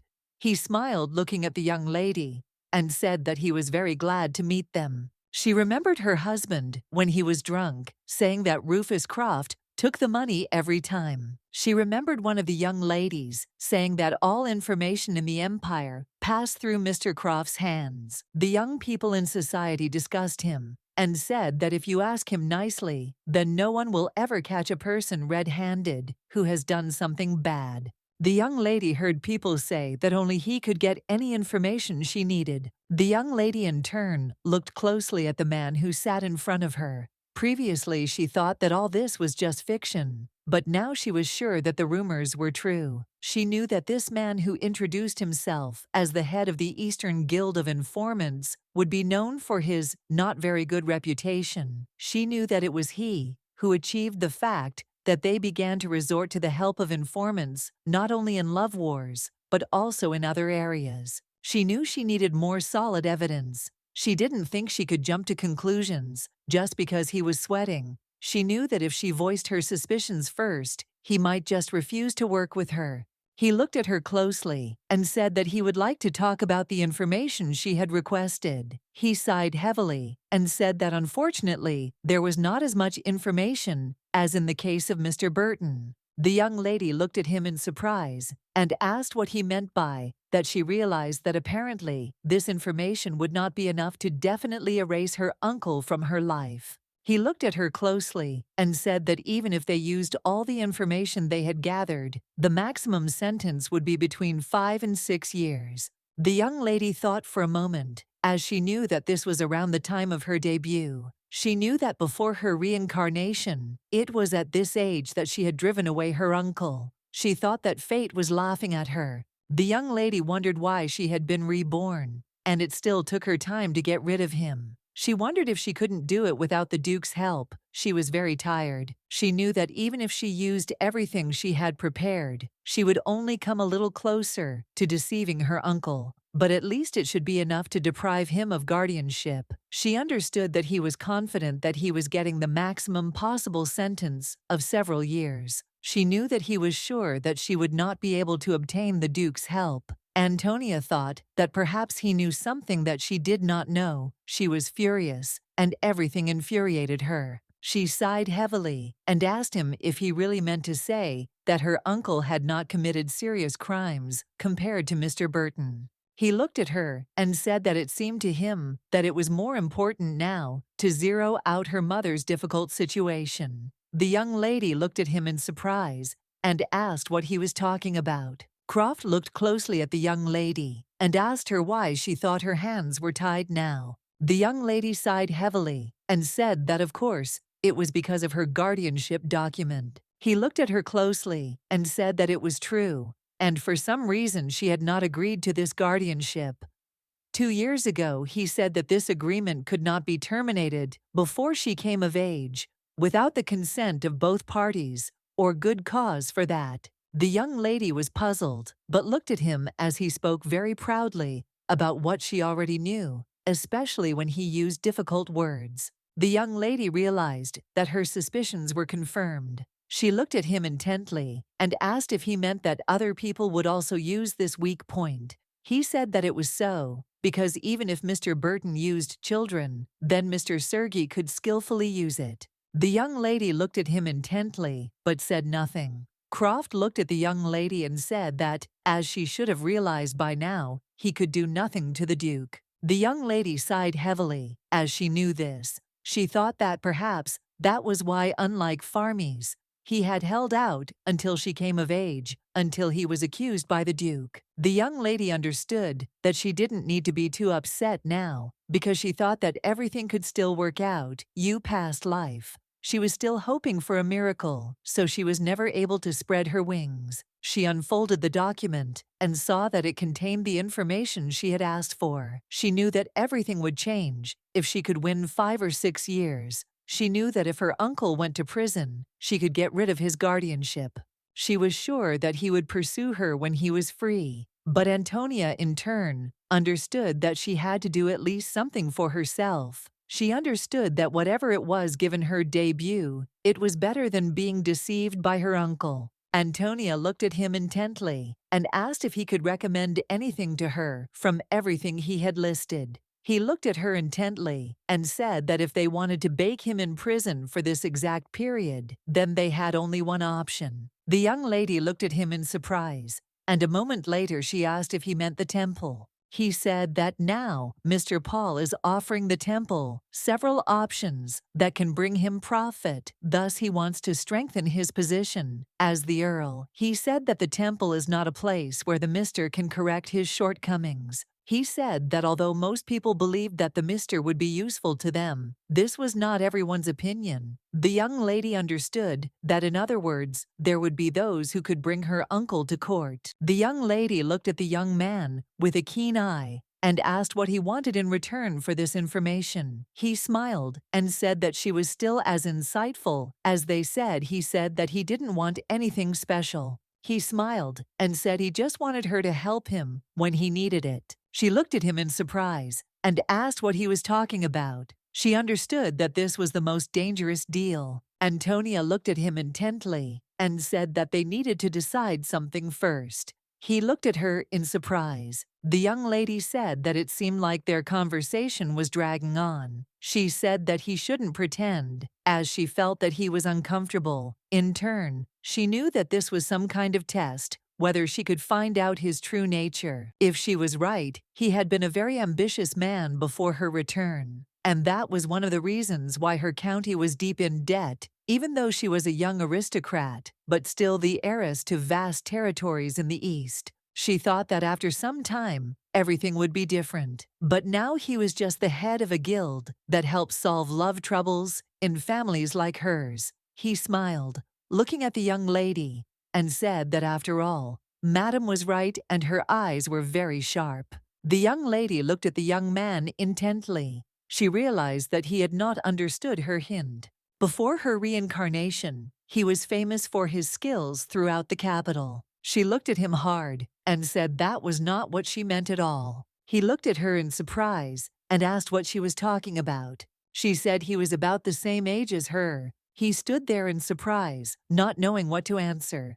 Antonia knew that he had become famous in the capital when he was only 20 years old, and it had become a hot topic of conversation. So she had two hypotheses. She assumed that either he was Rufus's son from the past, or he had a brother with whom he shared the same name. And another hypothesis was that he was just pretending to be an adult. The way he spoke quickly, patterns and mannerisms. It didn't seem like he was used to using all those big words. She knew that if he were an adult, he would hardly use her as an assistant. She knew that it would be much easier to find a less problematic aristocrat. And although he tried to cover it all up with idle curiosity, it gave him away. The young man looked at the young lady with a puzzled expression and asked what she was talking about, as he thought that this was just nonsense on her part. She looked at him intently and calmly said that he already knew what she was talking about, so it was just nonsense, and also asked how he could be the same age as her. The young lady looked at him intently. She remained calm, but his temper gave him away. A moment later she said that if he insisted so, there was nothing she could do. She looked at him intently and stood up, saying that she thought they would end it there, and there would be no deal between them. The young man froze in bewilderment. He looked at her intently and asked what she was talking about, since he did not expect such a thing at all. The young lady, in turn, saw that he was in too much of a hurry. She understood that if he were more experienced, he would have found an elegant way out of this situation. She looked at him intently and asked what was the point of further conversation. She said that if a relationship is built on lies, it will not bring her what she wants. The young man was shocked and did not understand how this happened. He looked at her in surprise and asked how she guessed. She looked at him intently and said that it was very clumsy of him. The young man looked at her in surprise and asked what she was talking about. She said that his behavior when he greeted people by the back when he sat down made it seem like he was younger than he wanted to appear. The young man sighed heavily and said that Madame had said that he was doing very well. The young lady now realized that apparently Madame had helped her very well here too. Antonia understood that Madame considered her a difficult girl of 12 who knew absolutely nothing. She treated her rather as a girl who was soon to make her debut. The young lady understood that such suspicions did not frighten her, because there were children who were slightly ahead of their peers in development. But no matter how much she thought about it, she understood that she could not allow herself to behave like an ordinary child. Therefore, Madame expected that she would notice awkwardness in the young man's behavior. The young man sighed heavily. A moment later, the young lady saw that there was a little boy in front of her. She looked at him in surprise and asked if he was really only 9 years old. He said angrily that he would actually be 12 next year. It was now obvious to her that he was a baby, and her suspicions were not unfounded. Antonia knew that when he grew up, there would be a lot of crazy people who would love him to the point of madness. But while she saw only a boy in front of her, she looked at him intently and said that he was still younger than her. The young man said with fury that he was only 1 year younger. The young man was shocked and did not understand at what point everything went wrong. The young lady, in turn, noticed that his hair looked like cotton candy. She looked at him intently and asked why he decided to test others. She asked if he really wanted to say that he doesn't make long-term deals with fools. He silently looked away and didn't answer. The young lady, in turn, realized that she was right. One of the reasons he chose her was her age, because even if he was caught, it would not be difficult to find a common language. He looked at her in surprise and said that he had never met a child smarter than him. He asked how she could figure everything out. She looked at him and calmly said that he was not thinking broadly, or maybe he really was a little younger than her and was trying to add a few years to his age again. The young man looked at her intently and said that this was not so, since he would indeed be 12 years old next year. She looked at him closely and thought with a smile that he was like a younger brother when he was so cutely angry. Now she understood that they could talk about what Madame had asked her to. She looked at him intently and asked if they could talk about the deal now.